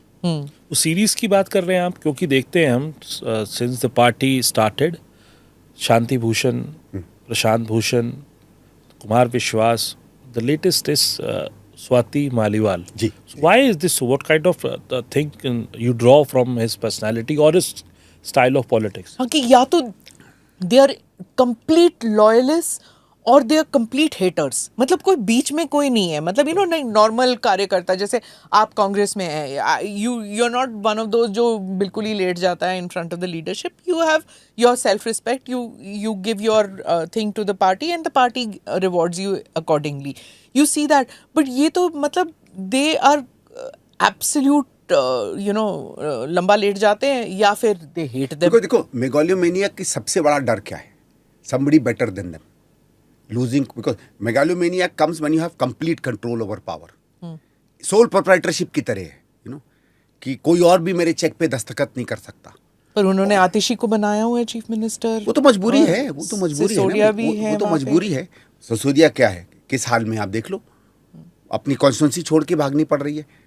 और एक और चीज बताइए, ठीक है ये लोग हैं तो, पर कौन है इनके यहाँ लीडर, कौन इनके यहाँ डिसीजन लेता है, इनके यहाँ पोस्टरों पे किसके चेहरे आते हैं? आतिशी जी तो अगर वो सुप्रीम कोर्ट का जजमेंट नहीं आता कि आपको बेल इन 3-4 हम कंडीशंस में दे रहे हैं, तो आतिशी जी को थोड़ी बनाते. क्योंकि अगर इनको ये लगता कि काम हो रहा है, काम करना चाहिए, लोगों का काम नहीं हो रहा है, तो जब जेल गए थे छोड़ देते। भाई हेमंत सोरेन जी ने भी इस्तीफा दिया था, लालू जी ने भी इस्तीफा दिया था, उमा भारती जी ने भी इस्तीफा दिया था। उसके बाद आप बरी हो जाते या बेल मिल जाती, वापस सीएम बन जाते, कोई रोक थोड़ी रहा है। पूरा केसेस हुए हैं, आप क्यों उस पर चिपके रहे? क्योंकि एक तो इनको मालूम था कि अगर जेल के अंदर ये रहेंगे और बाहर कोई अगर चमक गया तो इनके हाथ से पार्टी फिसल जाएगी। तो जब बाहर आए और लगा कि अब मैं न दस्तखत कर सकता हूं, क्योंकि बेल कंडीशन में था कि आप फाइल नहीं बुला सकते, डिसीजन नहीं ले सकते, दस्तखत नहीं कर सकते, तो इनको लगा कि जो काम ये करना चाहते वो नहीं कर पाएंगे। और क्योंकि वो बाहर हैं तो ताकत तो उन्हीं के हाथ में रहेगी। फिजिकली जब आप इन कंट्रोल ऑफ पावर होते हो ना, तो आपको कोई दिक्कत नहीं। देखो ऐसा है, मैं जेल में हूं, मैं तिजोरी की चाबी आपको कैसे दे दूं? अब घर पे मैं ऊपर बैठा हूं तो किसी के हाथ भी तिजोरी की चाबी हो, अगर बाहर जाने के दरवाजे की चाबी मेरे पास है तो आप रखो तिजोरी की चाबी, ये रखें, किसके पास जाएगी? It's almost like that. And megalomaniacs are most scared of revolt within the ranks, क्योंकि वो विभीषण ही इतने बड़े लंका को ढाता है। तो आपकी कॉन्स्टिट्यूएंसी में who is your prime candidate whom you are fighting? Is it Parvesh ji और इज इट अरविंद केजरीवाल? अभी मैं तय नहीं कर पा रहा हूँ, मुझे अलग अलग रिएक्शन मिल रहा है। क्योंकि मैं क्या, जब भी मैं गया हूँ स्मिता जी, एक तो मैं डोर टू डोर कर रहा हूँ, आप आए होंगे, हर घर में मैं जा रहा हूँ, चाहे 4 मंजिल चढ़ूँ। मतलब आजकल टांगों की हालत जो है काफ़ी वैसी रहती है, मज़ा भी आ रहा है, कसरत पूरी हो रही है। नहीं, मैं रनिंग करता था बहुत, तो अब याद अच्छा लग रहा है कि यार मैंने रनिंग कंटिन्यू की तो कुछ थोड़ा सा स्टेमिना बचा हुआ है। तो उसमें क्या हो रहा है, लोगों से जब प्रतिक्रिया आ रही, अब वो बीजेपी वोटर है, कांग्रेस वोटर है, आम आदमी पार्टी वोटर है, जिसका भी वोटर हो, रिएक्शन उसका अच्छा आ रहा है। वो हर तीसरा चौथा वोटर, दूसरा वोटर शीला जी की बात करता है, हर तीसरा चौथा वोटर उसके काम की बात करता है। वो कहता नहीं आप उनके बेटे हो या आप कांग्रेस पार्टी से हो या आपकी एक स्मृति उनसे जुड़ी है, हम आपके साथ हैं। तो बहुत ज़्यादा बीजेपी और आम आदमी की चर्चा नहीं हो रही है। चर्चा जो दो एक चीज़ों की हो रही है, एक तो वो जो पैसे बट रहे थे परवेज जी के, उसकी कुछ चर्चा है, 2100 रुपये की चर्चा है। तो वो उनके जो ये कल्याणकारी, या आप जो भी उसको नाम ले लें, मतलब उसको गिफ्ट्स ले लें, पर्सनल गिफ्ट्स ले लें, दोनों चीज़ों की ले लें, उसकी चर्चा ज़्यादा है। मैंने कैंडिडेट्स की चर्चा सामान्य कम सुनी है। और जब मैं 2004 में, 9 में और 14 में पार्लियामेंट में खड़ा हुआ था, तो कई जगहों पे लोग दूसरी तरीके से प्रतिक्रिया देते थे। यहाँ मैंने ऑपोजिशन की चर्चा, या तो यह है कि बिल्कुल ही रिजेक्ट कर दिया मुझे, आए बोले क्या, क्यों, why see sometimes you ignore a person if he is not relevant, but field से वो नहीं लग रहा है। ये तो है कि कुछ रेलेवेंस मेरी है। परवेश जी कह रहे हैं कि अरविंद केजरीवाल ने पंजाब से लोग बुलाए हुए हैं because he is very very keen of winning and now he is nervous in this triangular fight. तो हो सकता है कि वो एक और एरिया से चुनाव लड़े। He might have a second. What do you say? I don't think he will fight second. No, I don't think so. I don't think वो, मुझे नहीं लगता है कि वो दूसरे चुनाव से लड़ेंगे। पर अगर वो जीत भी जाते हैं तो चाहिए, according to the court rules he can't become chief minister. He can, but then he will go to jail. उन्हें क्या फर्क पड़ता है? 10 साल कोई काम नहीं किया, 5 साल और नहीं करेंगे, रोते रहेंगे, रोज वहां से कहते रहेंगे मैं तुम्हारा बेटा हूं, तुम्हारा भाई जेल में है। और अगर ये कह के सरकार चल रही है और पॉपुलैरिटी बनी हुई है, ये अद्भुत है। ये एक ही चीफ मिनिस्टर जो कहता मैं काम नहीं कर सकता, मुझे वोट दो, लोग वोट दे देते हैं। अद्भुत मामला है ये। मतलब नॉर्मली तो लोग वोट ये कहेंगे कि यार 1.5 करोड़ के लोगों ने वोट दिया है, हिम्मत होनी चाहिए ना, दहाड़ के काम करो ना। कौन रोक सकता है तुम्हें तुम्हारे अधिकारों में काम करने के लिए? तो उन्होंने यही कहा था शीला जी को कि अगर आप काम नहीं कर सकती तो हट जाइए, मैं करूंगा। एंड उस टाइम उन्होंने पूरा लिस्ट दिया था कि सीएम घर में 34 12 एसी हैं और सब चीजें। ये भी पूछा था कि जो है इनके घर में जो पेट्स हैं उनका खाना कहाँ से आ रहा है? मेरे कुत्तों का खाना कहाँ से आ रहा है, ये भी आरटीआई आई थी। तो और अब आप शीश महल आपने देखा है वो जो उनका घर? उसकी फोटोग्राफ देखी है मैंने। हाँ, मैंने सीएजी रिपोर्ट भी देखी, सबसे पहले मेरे पास आ गई थी। वो कहाँ से घूम घूम के आ रही है तो कोई और ही जाने, लेकिन वो आई थी मेरे पास। उस रिपोर्ट में कुछ फाइंडिंग्स आपको ऐसी लगी जो बिल्कुल अलग अलग, जो देखो 2-3 चीजें जिन्होंने ऐसा है, हमने जो आप क्योंकि आप भी जो है सीएम हाउस को में रहे 15 साल, आपने भी देखा, तो कुछ ऐसी चीज जो आपको लगता है कि मैं नहीं लगवा पाया? जैसे शीला जी के घर में रहे, पता नहीं आप भी गई होंगी कि नहीं, यू नो, वो साफ सुंदर रखती थी, बट कभी एक्स्ट्रावेगांजा में नहीं थी। उनके सोफे वोफे कोई ऐसा नहीं था, नॉर्मली वो इंडियन, हाँ, और इंडियन एथनिक टाइप की कर लेती थी वो। और 8 या 10 कमरे थे उसमें, और वो जो आपको याद होगा, इस कमरे से शायद 15 गुना बड़े कमरे थे। 2 एसी नहीं लगेंगे तो वहां गर्मी नहीं जाएगी। वो बैट्स थे, वो बैट्स बहुत आउटसाइड इन दैट गार्डन। तो उस घर में जहां 8-10 कमरे हैं, 12 एसी बट वो माहौल उसने बना लिया, ये तो उसकी तकनीक है। भाई आप किसी कॉमन घर को एक सीएम हाउस से कैसे कंपेयर कर सकते हैं? और शीला जी का तो आपको मालूम है ओपन था, ठीक है, वो उन्होंने जो कंपैरिजन किया, लेकिन वो घर का हो या वो जब मैं शीश महल को देखने लगा तो मैंने देखिए कई सीएम हाउस देखे, कांग्रेस में रहा हूं तो हमारे कई मुख्यमंत्री रहे हैं, ऑपोजिशन के भी गया हूं, मैं शिवराज सिंह जी के यहाँ गया हूं, उमा भारती जी का घर देखा है, महाराष्ट्र में सीएम का हाउस देखा है, गुजरात में देखा है, कर्नाटक में देखा है, ऐसा घर तो मैंने नहीं सुना। बिल्कुल नहीं, बिल्कुल What नहीं। struck you the most? उसका जो एक एक्स्ट्रावेगेंस है, देखो जैसे थोड़े हम लोग ओल्ड फैशन्ड हैं, ठीक है, और आप अपने पैसे से कुछ भी खर्च करो, मुझे कोई दिक्कत नहीं। हम लोग हमेशा कहते हैं नोवो रेस, शो ऑफ, पर वो अलग बात है, that is your personal choice, you know. आप 5 करोड़ की गाड़ी रखो, 2 करोड़ की रखो, आप ज्वेलरी पहनो, कुछ पहनो, that's your personal choice, you know. And personally I can have a comment on you, that is gossip, you know, gossip has its own place. पर पब्लिक एक्सपेंडिचर पे अल्टीमेटली तो आप जो कहते हैं ना प्रधान सेवक, और ये तो अपने आप को और भी बेटा भाई पता नहीं क्या कहता है, पब्लिक एक्सपेंडिचर पे इस तरीके की इमारतें बनाकर आप करना, ये सिंबल है इंपीरियलिज्म का, ये सिंबल है राजे रजवाड़े का, शहनशाहत का, ये सिंबल है महाराज होने का, सुल्तान होने का, यू नो क्या होते थे पहले जो बड़े बड़े होते थे उस तरीके का होने का। ये सिंबल एक इलेक्टेड रिप्रेजेंटेटिव के लीडर का नहीं है बिल्कुल भी। मायावती जी को भी इस बार इस इशू पर काफी क्रिटिसिज्म फेस करना पड़ा। वो जो पिंक मार्बल हाथी, वो अलग बात है कि बाद में it became common areas for people to walk around and all that, but still उनको वो क्रिटिसिज्म हुआ कि ये जो ये शानो शौकत जो है, it doesn't go with the image of being a person who represents the repressed communities, you know, कि आप उनकी तरह आप उनको रिप्रेजेंट करते हैं। पर देखिए स्मिता जी, एक फर्क है, कभी कम से कम मायावती जी ने कभी पब्लिकली ये नहीं कहा कि मैं सादगी का जीवन जीऊंगी। उन्होंने कहा कि मैं एक एस्पिरेशन है, एक दलित लोगों की एस्पिरेशन है कि हम भी इस तरीके की इमारतों में रहें, उसका एक स्पेस है सोसाइटी में। मैं उसको जस्टिफाई नहीं कर रहा, बट एक उसका स्पेस है सोसाइटी में। इनका जो ये कहना है, और मायावती जी खुद मेहनत करके, जैसे सर कभी उन्होंने अगर कुछ पहना या कुछ अच्छा पहना, उसका ये नहीं कहा कि मैं हिपोक्रेट हूँ। She did what she did. We may like her politics, not like her politics. और उन्होंने जहां से वो राइज करके गई हैं, अमेजिंग स्टोरी है, यू नो। अनफॉर्चुनेटली और चीजों में फंस गई बाद में, बट एक सम्मानजनक कहानी है, कहाँ वो बढ़ के कहाँ गई। आप आते हैं बिल्कुल कुछ और चीज बेच के, औरों को बदनाम करते हैं उससे 5% जिंदगी जीने के लिए, 12% के एसी में आप किसी को अय्याश बता देते हैं, तब आप ये सब क्या कर रहे हैं? ये तो highest level of intellectual dishonesty हो गई ना। फिर जैसे मैंने देखा, भाई मैं पब्लिक अकाउंट्स कमेटी में 4-5 साल रहा हूँ सेंटर में, और पब्लिक अकाउंट्स कमेटी आपको मालूम है बड़ी ताकतवर कमेटी है। हमारे पास बहुत तरीके की रिपोर्ट्स आती हैं, बहुत गड़बड़ियाँ, मिसडिमीनर्स हम लोग और अज्यूम करप्शन की हम लोग चीज़ें अपनी रिपोर्ट्स में देखते हैं, और मैं थोड़ा गंभीरता से भी लेता था। और हमारे पास अच्छे चेयरमैन थे, संतोष गंगवार जी थे, उसके बाद मुरली मनोहर जोशी जी थे, उनसे मज़ा भी खूब आता था। लेकिन पब्लिक अकाउंट्स कमेटी में हमारा कोई पार्टिजान इंटरेस्ट नहीं होता। There is no BJP, no Congress members. हम लोग एक होता है सेंटिनल ऑफ पब्लिक वेलफेयर जिसको कहते हैं, या ऑफ पब्लिक मोरालिटी।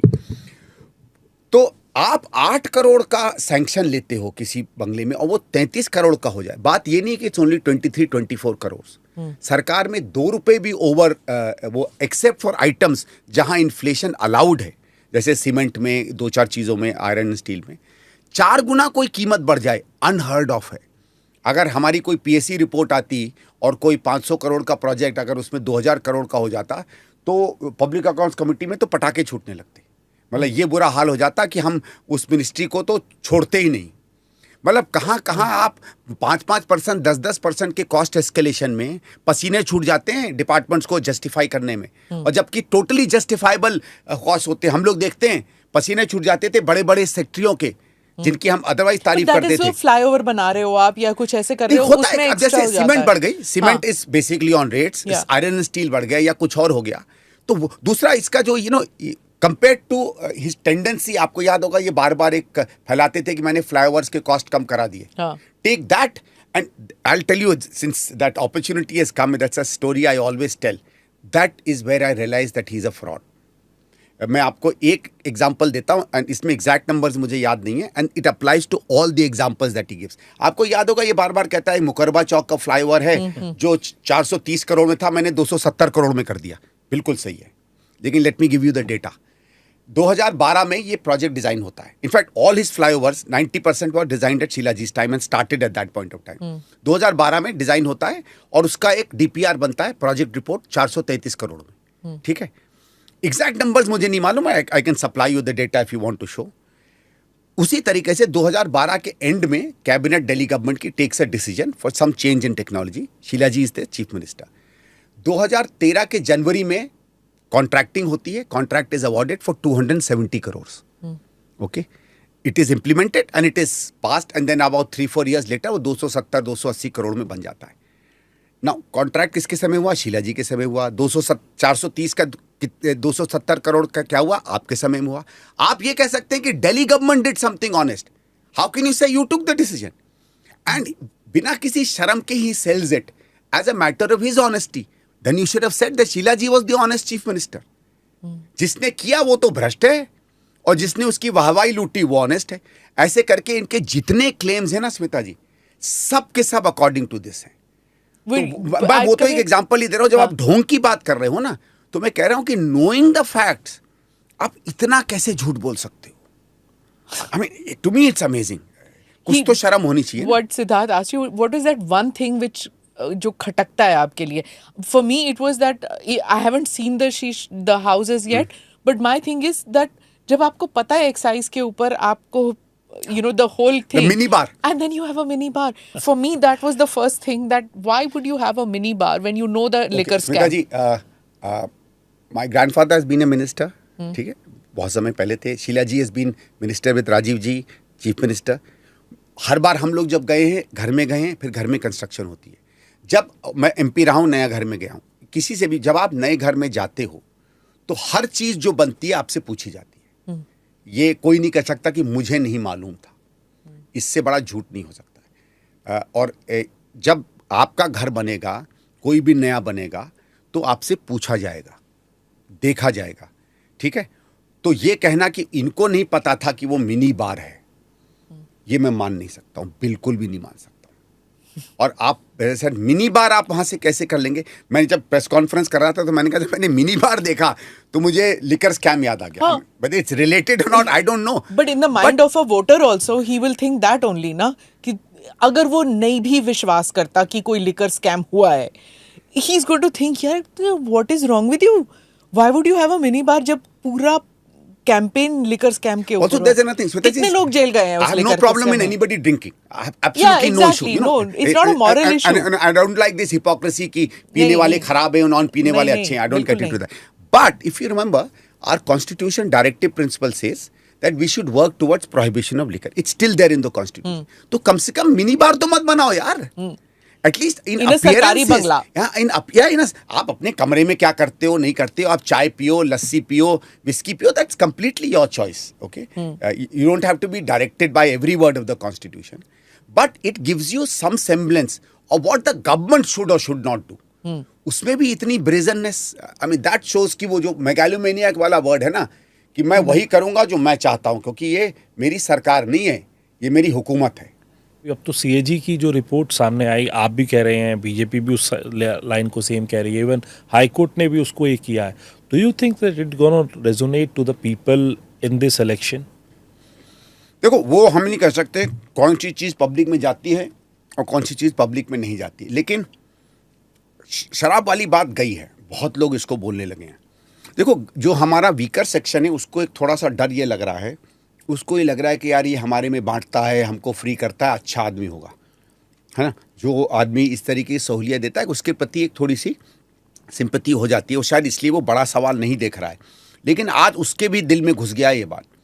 और ये स्मिता जी छोटा नहीं है, ये 2000 करोड़ का जो लॉस है, आपको याद है कोल में आता प्रिजेम्पटरी लॉस, तो अगर वो यहाँ माने 6 महीने में स्कीम बंद हो गई because the scam was discovered, तो इसका मतलब 1 साल में घाटा होता 4000 करोड़ का, 4 साल में घाटा हो जा 16-17 हजार करोड़ का, 17-18,000 crore scam, which is huge.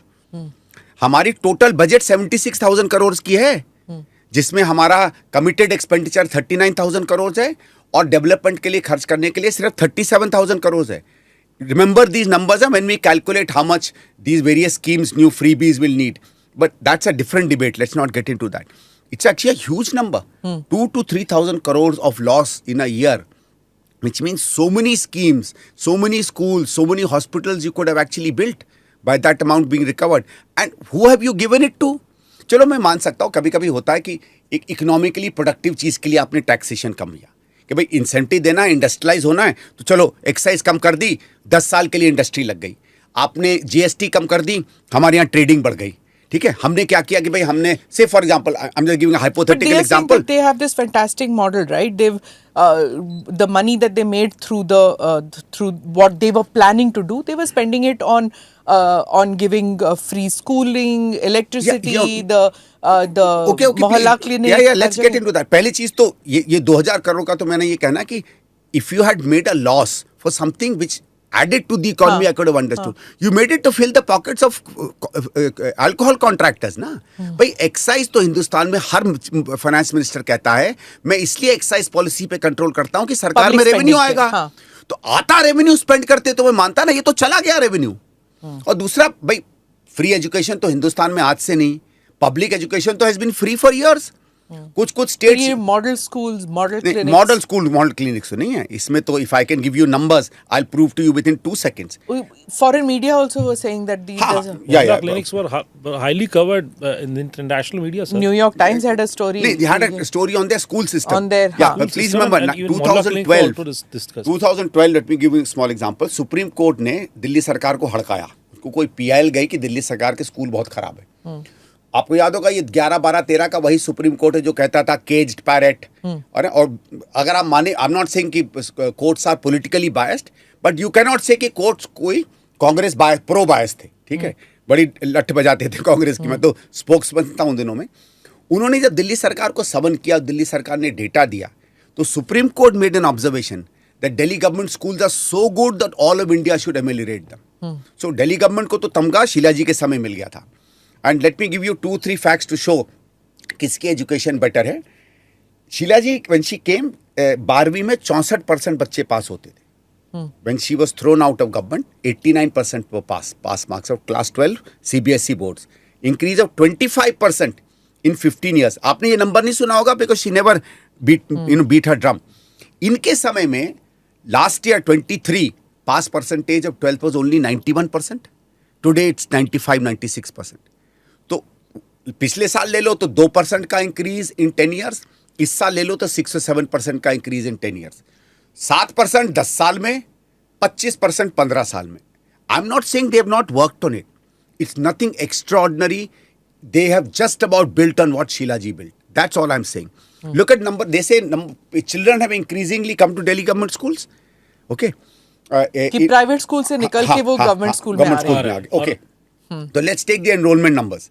When madam became CM, Delhi में 8 लाख बच्चे पढ़ते थे सरकारी स्कूलों में दिल्ली सरकार के.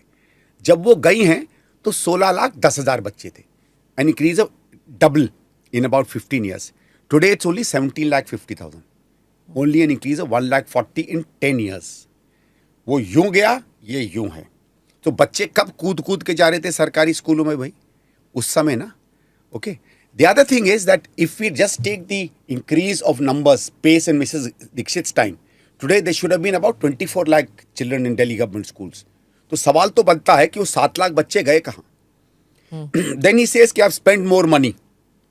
More money is never an issue. आपने देखा होगा it's always money spent as percentage of GDP. वो बजट तो बढ़ रहे हैं भाई. आज 2 रुपए है, कल आप 3 रुपए कमा रहे हो, परसों 5 रुपए कमा रहे हो. परसेंटेज नहीं. हाँ. शीला जी जब हारी थी तो they spending about 1.4%, 1.42% of GDP. Today is actually a little less than that. It's 1.36% of GDP. तो खर्चा भी एक्चुअली कम हुआ है.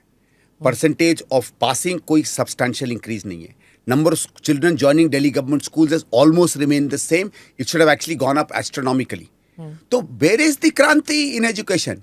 आपने कमरे अच्छे बनाए, वो शीला जी के समय भी बन रहे थे. मैंने इनको फोटोज दिखाई हैं स्मिता जी. एक प्रोजेक्ट रूपांतर शुरू हुआ था, उसमें अगर मैं आपको फोटोज दिखाऊंगा उस समय की, तो आप कहने लगेंगे यार ये तो वही कमरे जो केजरीवाल बना रहा है. The trend started at that time because क्या हुआ था जब मैम बनी थी ना सीएम तो उस समय पता नहीं आपको याद होगा कि नहीं कोई हमारे यहाँ 800 850 स्कूल होते थे उसमें 100 सवा 100 टेंटों में चलते थे और पोटा केबिन्स में चलते थे so the first effort was to build new schools about 150 were built and convert all the old school into basic decent buildings तो पहले तो जो कबाड़ था उसको ठीक किया और नेचुरली इसमें टाइम लगता है भाई स्कूल बिल्डिंग कई कई जगहों पे तो ऐसे ऐसे स्कूल बने थे जहां ट्रकें नहीं जा पा रही थी तो आधे किलोमीटर दूर ट्रक सीमेंट गिरती थी लोग बोरियों से ले जाते थे और बिल्डिंगें बनती थी तो वो कोर काम उस समय हुआ उसके बाद इन्होंने उस पर सुंदरता शुरू की कांग्रेस ने 2008 9 10 में की फिर 13 में हार गए हम ये नहीं कह रहे कि इन्होंने काम नहीं किया पर जो किया सामान्य काम किया not extraordinary, Do you think not that the revolutionary. people are tired and exhausted of the claims made by the Aam Aadmi Party? Just because ये जो आप जो भांडा फोड़ कर रहे हो अभी, the point is that the BJP didn't do this because the thing was to compare it with Sheila Dikshit's tenure. That's the problem. So they didn't do it because how do you compare it with the Congress's tenure? Because then it shows up that ki Congress was better. So you're doing the job for the Congress party by comparing it with the previous regime. So BJP wasn't doing that. But Smita ji, they could have actually also done because you're also comparing his 10 years.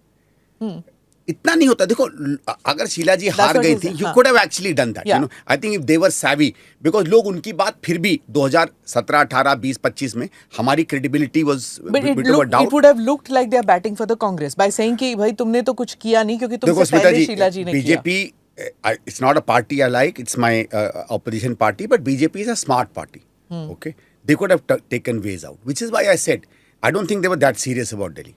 You know, आप यार इतने state जीत जाते हो पर खबर है जहां सब कहते हैं कि आप बुरी तरह हार रहे हो आप जीत जाते हो तो आपकी रणनीति में कुछ तो होगा कि आप एक खराब सिचुएशन को अच्छा कर सको तो जहां सिचुएशन आपके लिए बनी बनाई थी क्यों नहीं आप निकाल पाए. तो सर इसमें आपको नहीं लगता कि 10 साल में एज ए अपोजिशन आप लोगों ने भी एक रोल नहीं निभाया. आप लोगों के यहाँ भी लीडर्स जो हैं दिल्ली के इश्यूज नहीं उठाते रहे.